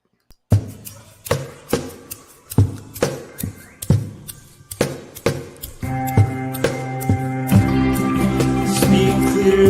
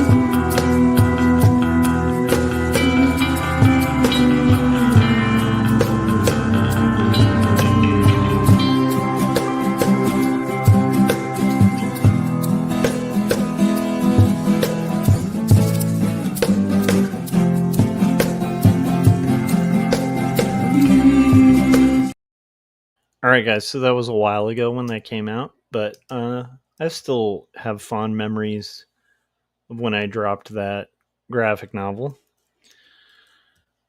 And those fond memories will return when I finish the crazy one I'm working on right now. Only got about 100 pages to go. Some of which I'm going to work on later today during the Day Gang streams. Frank said, I can't remember if I've bought Jacob's Apartment. I'll have to check my bookshelf. If not, I think you'd like it, Frank. It's a good book.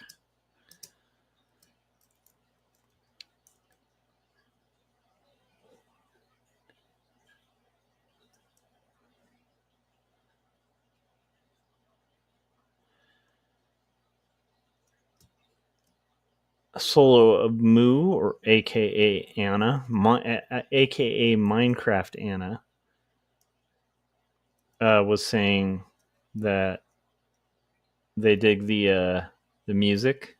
Cool. Thank you. I made that music. If you like that music, there's other music by me on all music streaming platforms. I have 4 albums out, and it's all various music. The last one I put out was called Written for the Dead. I'm pretty proud of that. But all of them are available for free. You can stream and check out that weird music stuff. Frank said, I just realized me and Anna are in our game accounts. Nice. I will tell you guys, here's what I will do when this stream is over, off stream. Sometimes I'll live stream when I do this, but once I'm done with this illustration, I will probably off stream be playing one very quick round of Risk, because I love Risk. I have not yet achieved Grandmaster. I am currently a master at 1v1 and in the FFA rounds, but I haven't achieved Grandmaster yet. It still has not happened. Frank was saying, it's Risk, baby. So I do that on stream, but I don't want to be making too much noise in the house at late hours. So I will call it once I'm done with the illustration. Speaking of the illustration, we're doing the window, and then we're ready to rock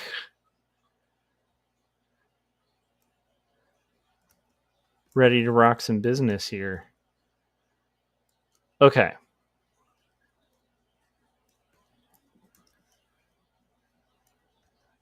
Got some curtains going.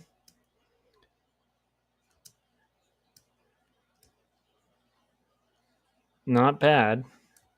I think they're too thick, though. I think it's nice to have bold outlines and stuff like that, but I want to go with a 1.5. Smooth these out a little bit. And then this needs to be down to a 1. There we go. Okay. Let's do the same here. 1.5.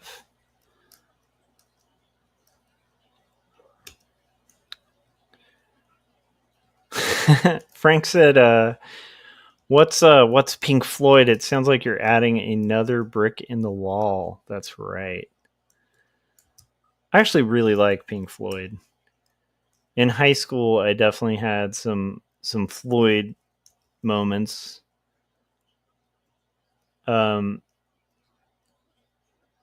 Wish You Were Here, as cliche as it is, I think is one of the most beautiful songs written. Just some beautiful guitar work.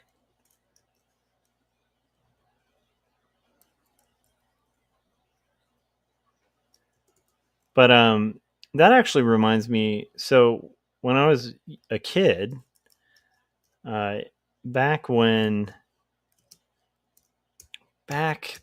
the day, guys. Back in the day. So where I grew up was where I live now, and where I live now did not get access to K-Rock, which is like that's kind of like your standard rock station in Los Angeles. We didn't really have a lot of rock stations, but for some reason there was this one spot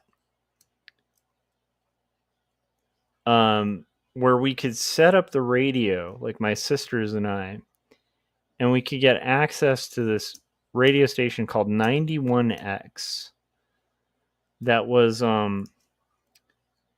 basically like a San Diego station. And what's cool is on Sundays they would play entire albums, like back to front with no commercials. And we would get our tapes and put them in our tape recorders in our boombox, basically, that had like a record button on it. And we would record these albums. So you'd end up getting like a whole classic album, you know? And so I remember that's how we got into Pink Floyd was, you know, they'd play full Pink Floyd albums back to front, and then we'd record them, and then, you know, we'd have a Pink Floyd album. This is like Spotify before Spotify. We also used a tape recorder to record themes from different TV shows that we liked. And so we used to have on tape like the MacGyver theme and DuckTales, Indiana Jones, like a bunch of these things we would just record when you know, when it was like when it was played on TV. And you'd have to like really be careful and catch it when it was just there.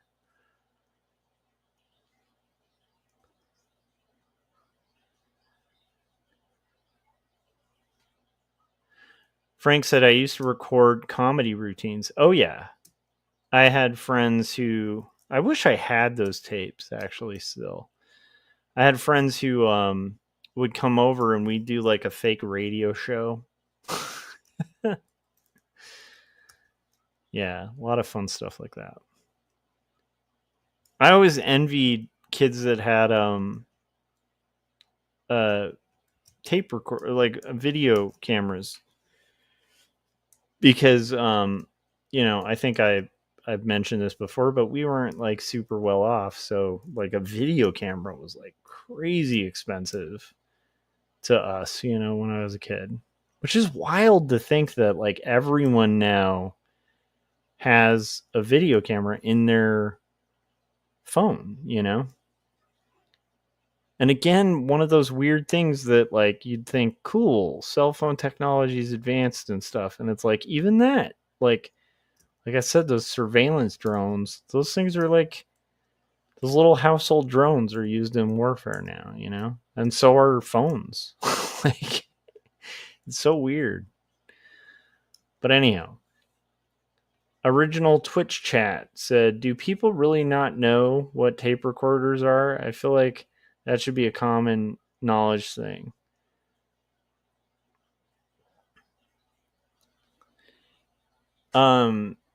Yeah, it was interesting too, because like there were specific kinds of tape recorders. There was the tape recorder most people had in my generation, which was one that was specifically for like dictation, but they were really cheap, so you could get a hold of them real easy. And then there was just like a record button on your standard like boombox. But for doing like comedy routines or bits or whatever, it was like a dictation one where the record was a red button that was inside of the play button. And so in order to record, you would have to hit play and then hold over the red button that was inside of the button. It was like two buttons. Whereas on the boombox, usually it had just like a record button. And then what's weird is when I first started playing music, we also had a Tascam 4-track. And so that you'd record to tape as well, but it was like a different kind of tape. And you had to buy these like special tapes to use in the Tascam for 4-track recording that allowed you to kind of record over the tape, like multiple tracks. Yeah, Frank was saying the standard tape recorder with a handle. Yeah, it had a handle that would like pull up at the top, which was pretty cool. He said, I lost the tape, but I used to record myself talking to celebrities. That's awesome.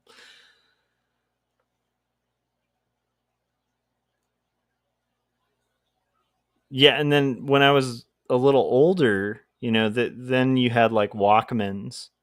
And what's cool was if you had a Walkman that could record. So when I was in high school, we used to I had a friend who we would record like comedy bits while we were driving in his car.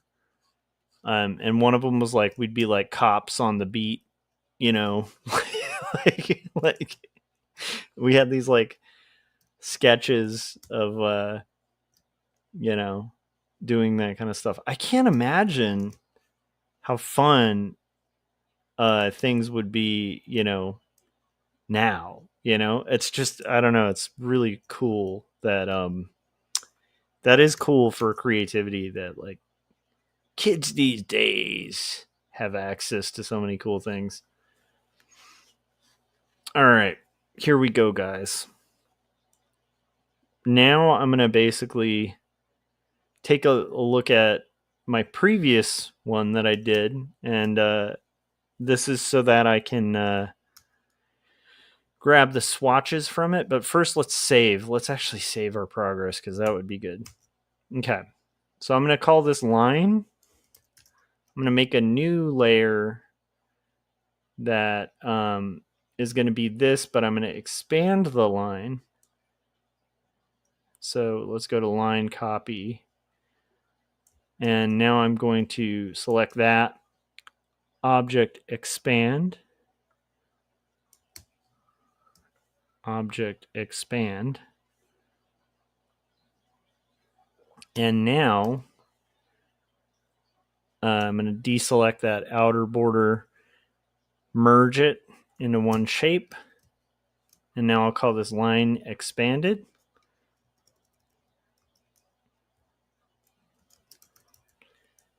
And now I will take the whole thing, group it. Wait, I shouldn't have grouped that yet. I should have actually grouped it now. Oh, wait. Okay, now I can group it. And we're going to copy. Let's make a copy of that. And this will be color. And now here I'm going to actually turn off the line, like get rid of my color fill. And we'll keep the line on just so we can see it. And then I'm going to do some live paint bucket stuff. Oh no. Wait, what's happening here? There we go. Okay, and let's do some live paint bucket stuff. Live paint buckets. Can we do the live paint bucket, or was the mask gonna mess with that? Yes. Okay, I think the mask is actually gonna mess with that. So I'm gonna get rid of that mask. Let's actually get rid of the mask again. Can we get rid of the mask? Make that like a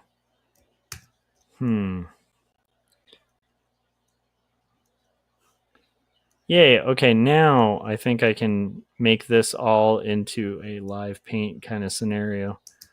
Did I? Oh, here. Let's get rid of the color fill on this. And now we're going to do our live paint. Boom. I love it. Okay. So I have live paint all set up. And now we can start pulling color from our previous thing. I'll start with the darkest tone. Oh, I can't eyedrop because it's locked. Unlock that layer. Okay. And now I'm gonna go in and paint bucket the crap out of this fella. Let's turn on our layer, and here we go. Let's paint bucket now. It's paint bucket time. This is actually pretty cool. I feel like I've made pretty okay progress on this. And it's kind of fun to get 2 illustrations done in one day. That makes me feel like I'm making progress. And that'll get us to where tomorrow, when I stream, I'll be able to go through the different comic pages and stuff.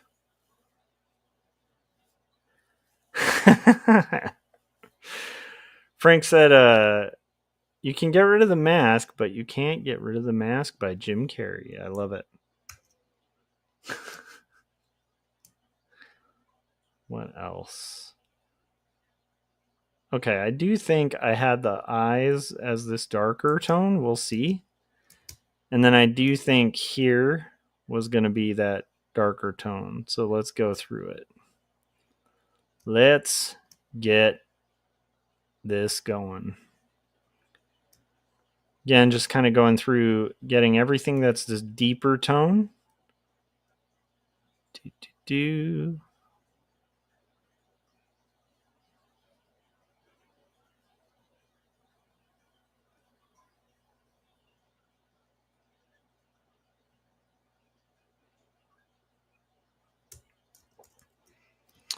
And everything that's this deeper tone.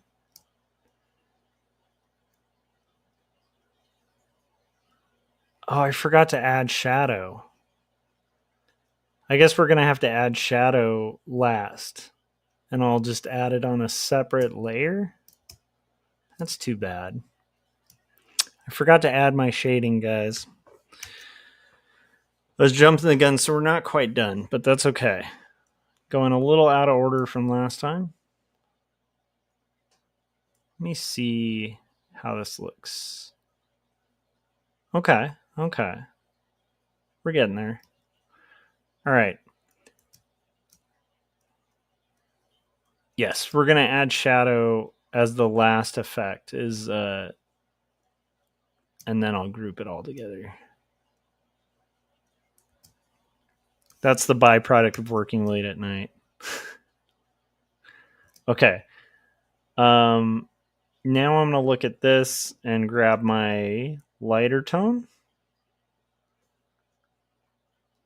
Frank said original Twitch chat Josh streams at different times depending on his schedule, but most times it's around this time on the weekends. Original Twitch chat also said, what time do you usually stream?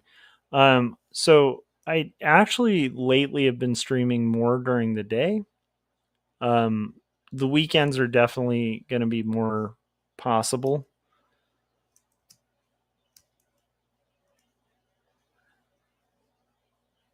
I used to stream a lot on weeknights as well, but I am trying to be a little more considerate of the folks in the house. And so on weekdays where everybody has to head to work, it's usually better to not kind of keep everybody up with my chatting. But I will say tomorrow I should hopefully be doing quite a bit of streaming.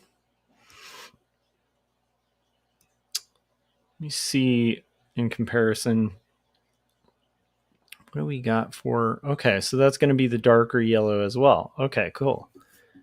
So that's good to know. So this is going to be darker yellow as well.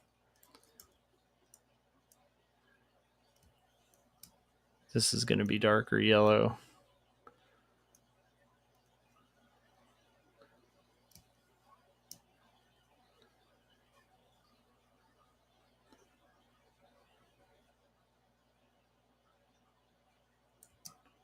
Darker yellow. Lighter yellow will come. Lighter yellow for the curtains. And I think the floor, although I should finish that darker yellow. I missed a spot. There's a, let me double check. Yes, okay, so it's lighter yellow for the floor. Okay, so I'll get some of this lighter yellow stuff. And then I'm going to end up going back over with some shadow as well.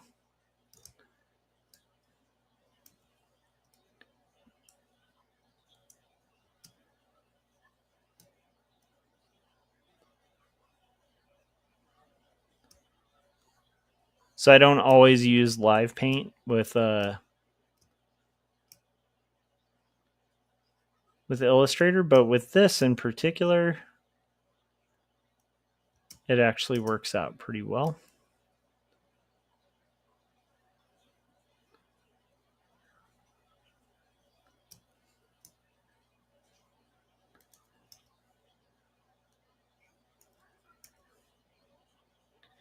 And this is going to be lighter in this spot, lighter here, a little bit of yellow here, a little yellow there, a little bit of yellow here. And we're just going to kind of go through and color the radio here.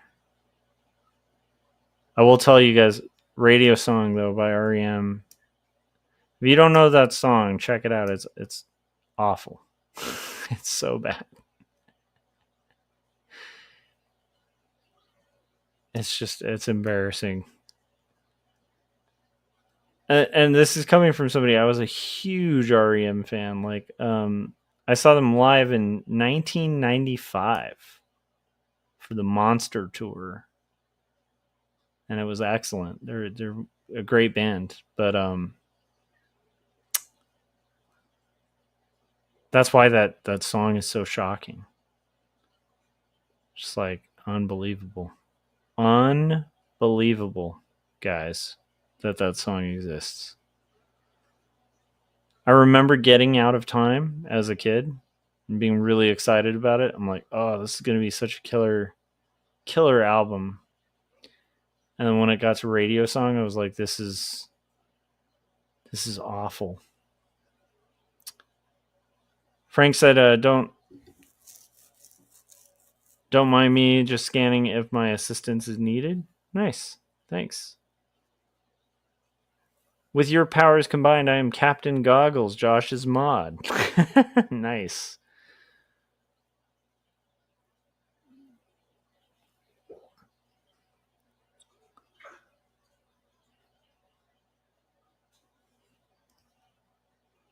This is true. Frank is the mod for this channel. All right. So what do we got? I think we're kind of getting there. Yes. Okay. There's a couple things I need to do. I need to put in the white. So we'll do that. Oh, the curtains are supposed to be that lighter yellow. So let's get those in.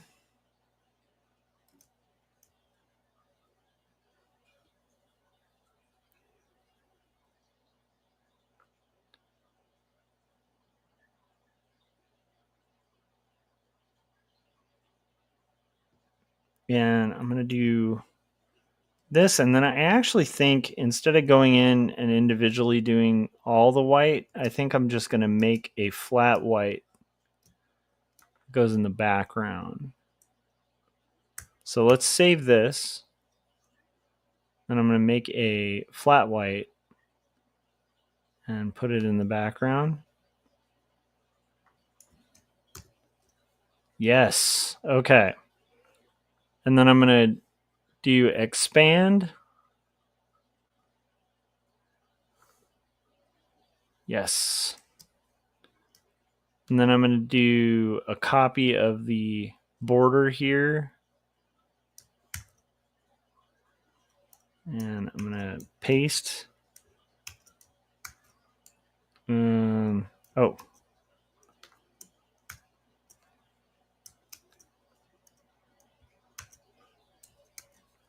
And I think we're in pretty good standing. The only spot I want to add is right here.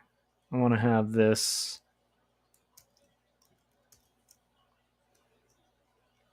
There we go. All right. Cool.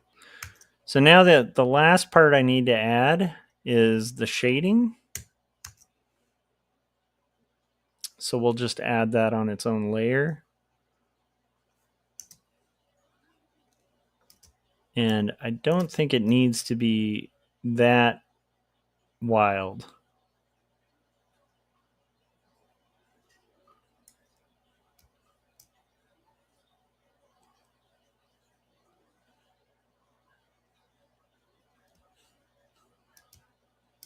I think I can get through it pretty quick with the shading. Original Twitch chat said, I actually quite like that song. Oh, I can't stand it. I just can't do it. I think like the chorus isn't too bad, but it's just the rap part that's so bad. I guess it's acceptable. It's just like it's very early 90s, you know, kind of this is our cool hip hop song kind of rap. But it's definitely it's a pretty bad song. I think the part that says like the world is collapsing and all that, that's actually pretty good. But it's the other stuff that people should be leery of. Hey, let's see how our shading's looking. Okay, there's a couple spots I don't like. Like I think it's overkill to have it here. Overkill to have it here. Might be overkill there. Overkill here. Okay, cool. Let's go back. Okay. We're going to have our shadowing here. This shall go here.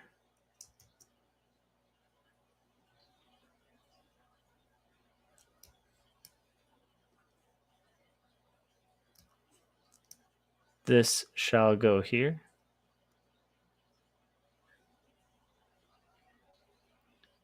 But the part that I think is horrible in that song is the "What are you saying? What are you playing?" I shouldn't be singing that late at night.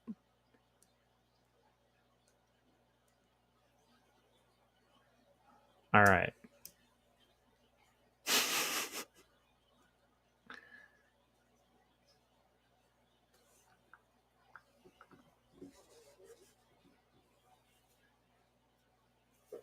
I don't know what all Frank is linking to now.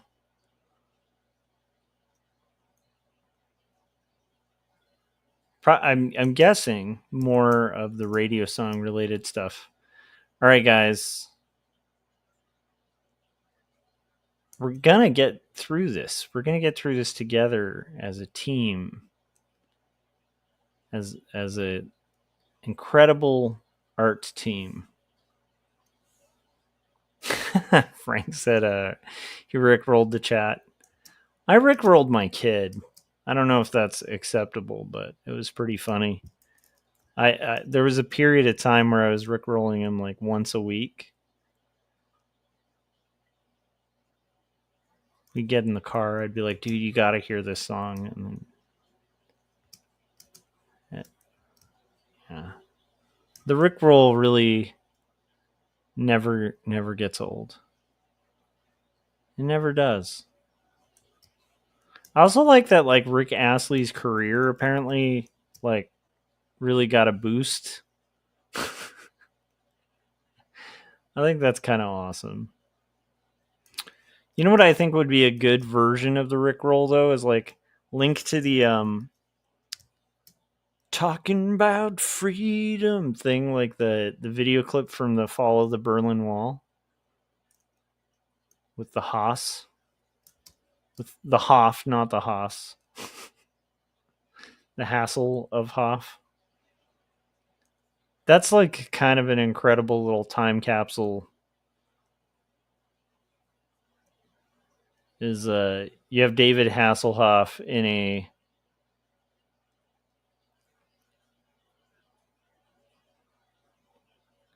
Christmas light T-shirt or sweater, singing, talking about freedom as the Berlin Wall collapses. Definitely a vivid memory from my childhood.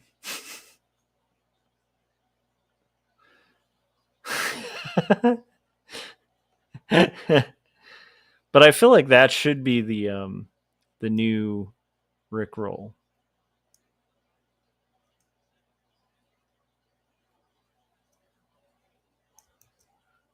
All right, what do we got?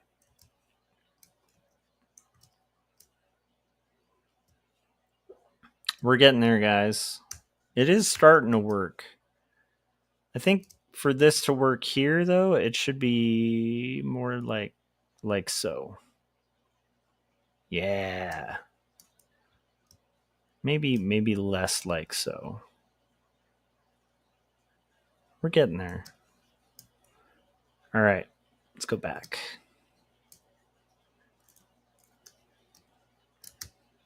Save. Get some more of these shadows. Shadows lurking in the dark.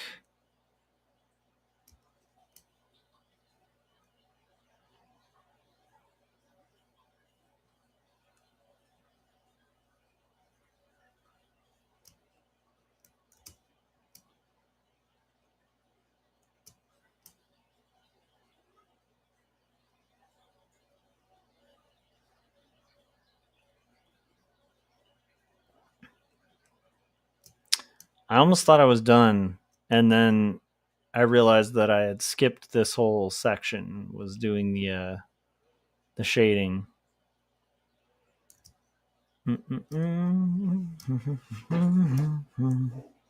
It's getting there though. Shading's helping.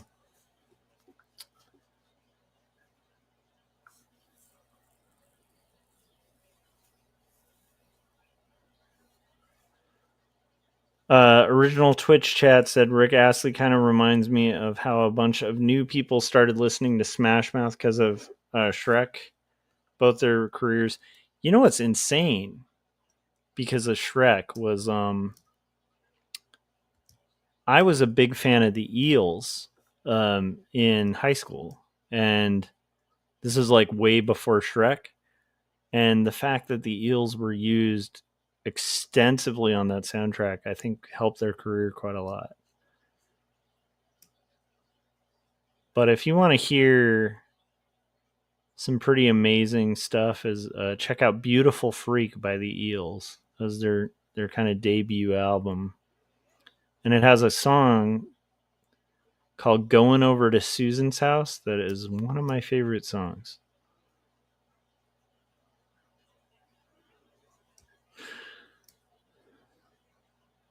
But because they were signed to, I think Geffen, and I think Geffen was involved with. I think Geffen got sold to DreamWorks, and because of that, they had like a kind of win-win where the Eels got to be on the soundtrack there, and but I gotta say, Eve from the Eels is a killer songwriter.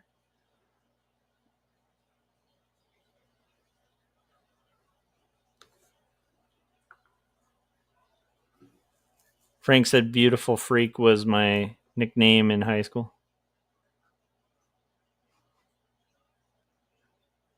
They also had a really good album after that, and I'm blanking out on the name of it, but it was like real dark and twisted and kind of amazing.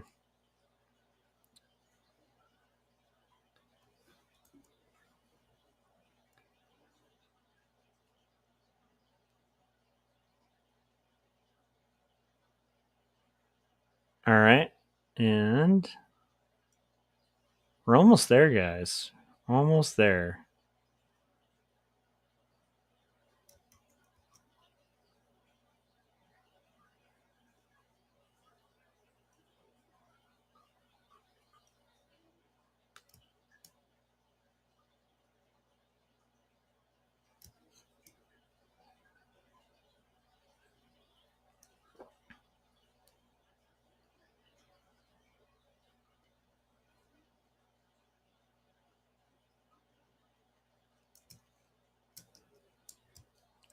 This is too much, or this actually could just go dark. That's fine.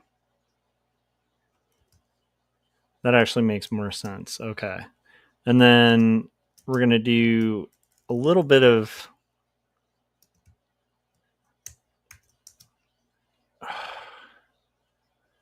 I just can't believe I had forgotten the shadow. Okay, here we go. Who knows what evil lurks in the hearts of robots? The shadow knows.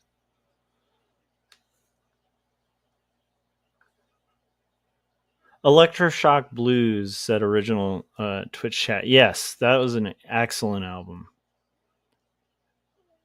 But yeah, I like the Eels a lot. Another funny thing before Shrek ever came out, we went to see the Eels at I think it was the El Rey, and we snuck into VIP when we were, like still early 20s, and we ended up hanging out with Elijah Wood. And this is before before he was Frodo. And it was right after this movie called The Faculty had come out. That was like a horror movie. And we thought it was weird because we knew him from a movie called Radio Flyer when he was a kid.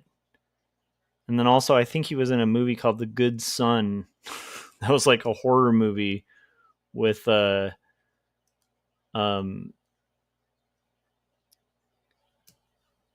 kid from Home Alone in it as well. But anyhow, so but yeah, he was apparently an Eels fan as well. So it was funny because we snuck into VIP at the El Rey and then ended up hanging out with Elijah Wood. That's one of those weird LA stories that can only happen really in LA. I guess it can happen elsewhere, but it happens a lot in LA where you go to shows or something and there's celebrities, particularly in Los Angeles or Hollywood.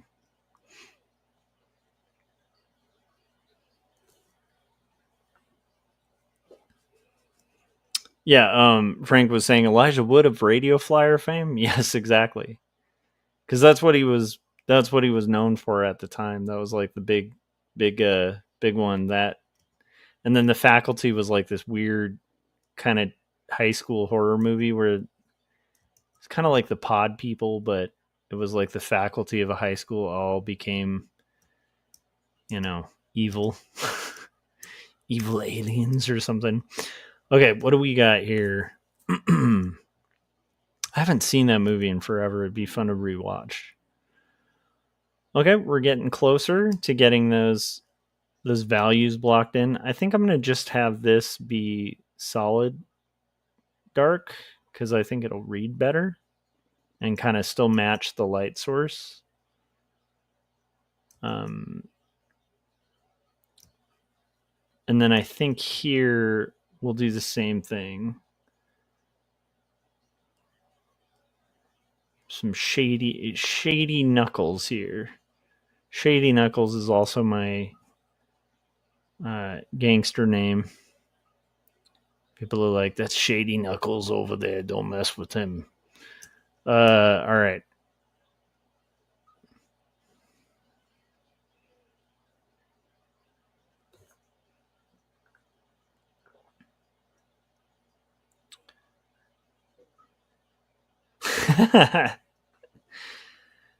Yeah, but it was pretty wild because we were just like, hey, it's that kid from Radio Flyer in the faculty.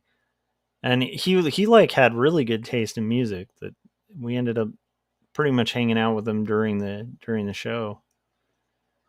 But yeah, and what's funny is we didn't get to hang out with him again after that, but like we did see him every once in a while at a bunch of different shows. Like remember seeing him at like a Beck concert and different. Yeah, he was just always kind of hipster on the scene.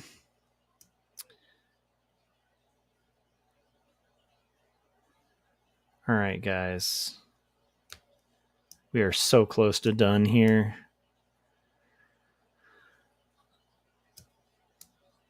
Which I'm excited about because, you know,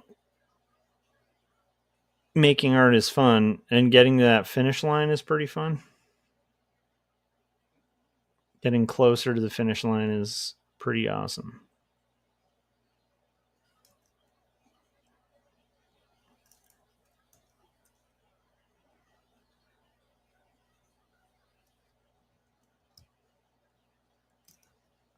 All right, and let's...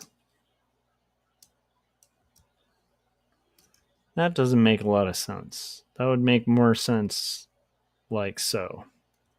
Yeah, that makes a lot more sense. Dollars and cents. Okay. Just the feet. Yeah, there we go. And just these legs here. There's really just this big spot here.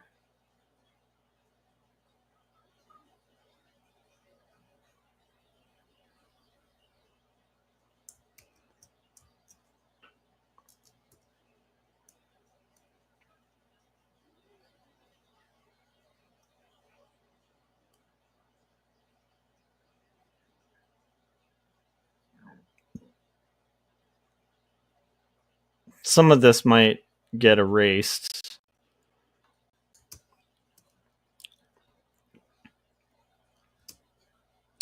Yeah, see, I don't like that.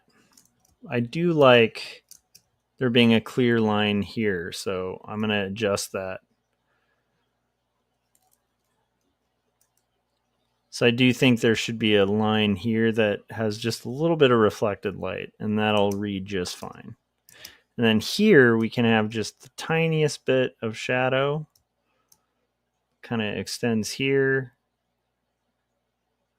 and here. And I think that'll do it. Yeah, I think that's actually going to do it. Let's make that go a little further. Okay, and then we need the shadows. There's not really a lot of shadow on the... That's great. So I'm going to just do the shadow under the dude, and then we'll see if that's enough.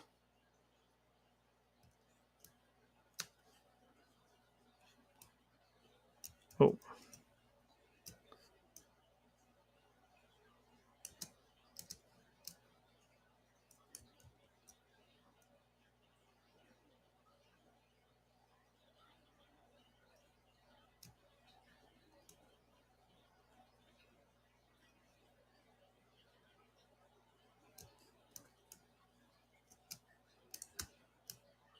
Okay. We're getting there, guys.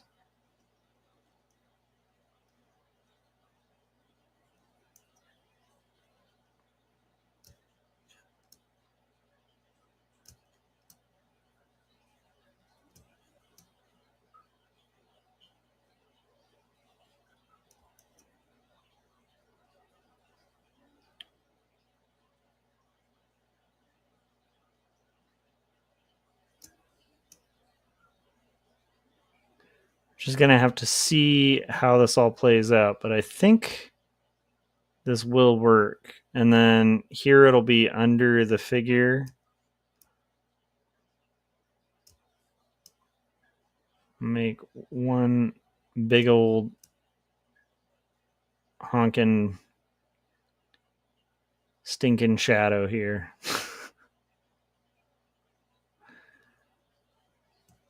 All right, let's check that out. Hey. All right, I actually kind of like that. I'm realizing this needs to go back further because it's just like way too close to the edge. And then this similarly needs to kind of move back pretty significantly so it reads better. And then this, while it worked for the rough, does not work, so we're going to get rid of that. And how about we do this? That actually works. We're getting there, guys. So there's one more spot that I have to do, which will be here.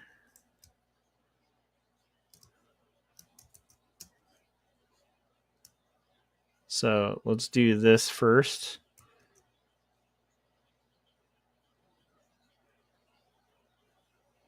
And then let's do this last.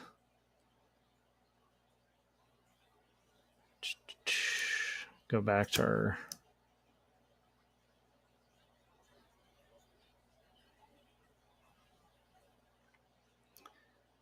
It is wild how much like a little bit of shadow helps, you know?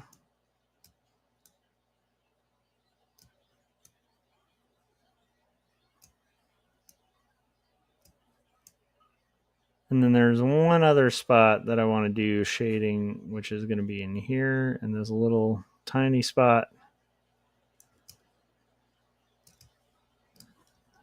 And I think we're good. Let's check that out. You know what I need? I need one more spot, which will be... Oh, Frank said, I like listening to the Shadow radio show. I absolutely love the Shadow. It's so good. That Orson Welles is going places is what Frank said. Have you guys heard the original War of the Worlds? So good. We used to actually have that on man, a lot of this stream is like boomer memories, but it's like we used to have that on vinyl. The War of the Worlds. The Orson Welles production of it. It was pretty cool. Pretty creepy. Very legendary broadcast. A lot of people lost their minds. It was one of the early cases of total misinformation.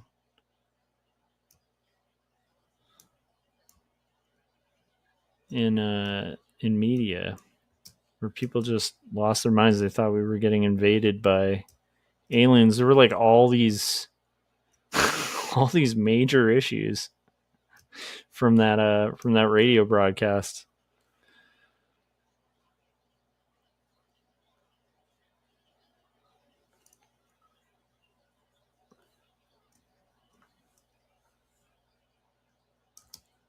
That's one of the reasons that fiction has to have like a disclaimer, like this is a work of fiction, like because they didn't have that as a restriction back then. So a lot of people heard this radio broadcast and literally thought the world was, over. Like that was it, time to cash in and,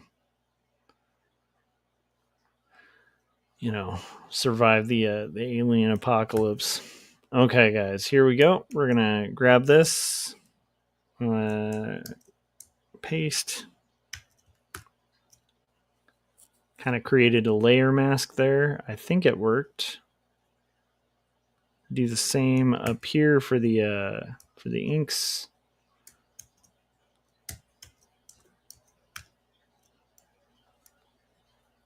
Oh, actually, we're good. So now I'm going to grab these, group them, save. And that's going to do it, guys. We finished it. We finished our art. We finished our radio art program. I'll get rid of the extras here. Whew. Thanks for hanging out with me while I finished up this illustration. I appreciate you guys. Frank said, I remember reading a story in reading class that was from the perspective of a little girl and her family listening to broadcasts and how they reacted. Yes, I know both you and I remember it like it was only yesterday. Yeah, we're not that old. Like, we should mess with people though and pretend that, you know, when I was a kid, you know, they broadcast the live like we were kids in the 30s or whatever. All right, guys. Thanks to everybody who's watched this stream. I appreciate you guys. Thanks for being part of the Night Gang. If you haven't yet, hit like, hit subscribe, hit the bell so you get notifications when we're about to go live. Thanks for hanging out with me while I made this stuff. I will see you guys on the next one. Yeah, I heard stories about it from my mom too, and that's actually why we had the vinyl, right? Like it was kind of like a legendary thing. People were really freaked out. All right, guys. I will see you on the next one. Thanks, original Twitch chat. Yeah, it was fun having you check it out. Make sure you subscribe, hit the bell so you get notifications when I'm about to go live. I'll probably be live streaming tomorrow. Working on thumbnails and roughs for the next few pages of my graphic novel, Not Death But Love, Strange Supernatural Story of Elizabeth Barrett Browning. And I will see you guys on the next live stream. You guys are the best. Bye.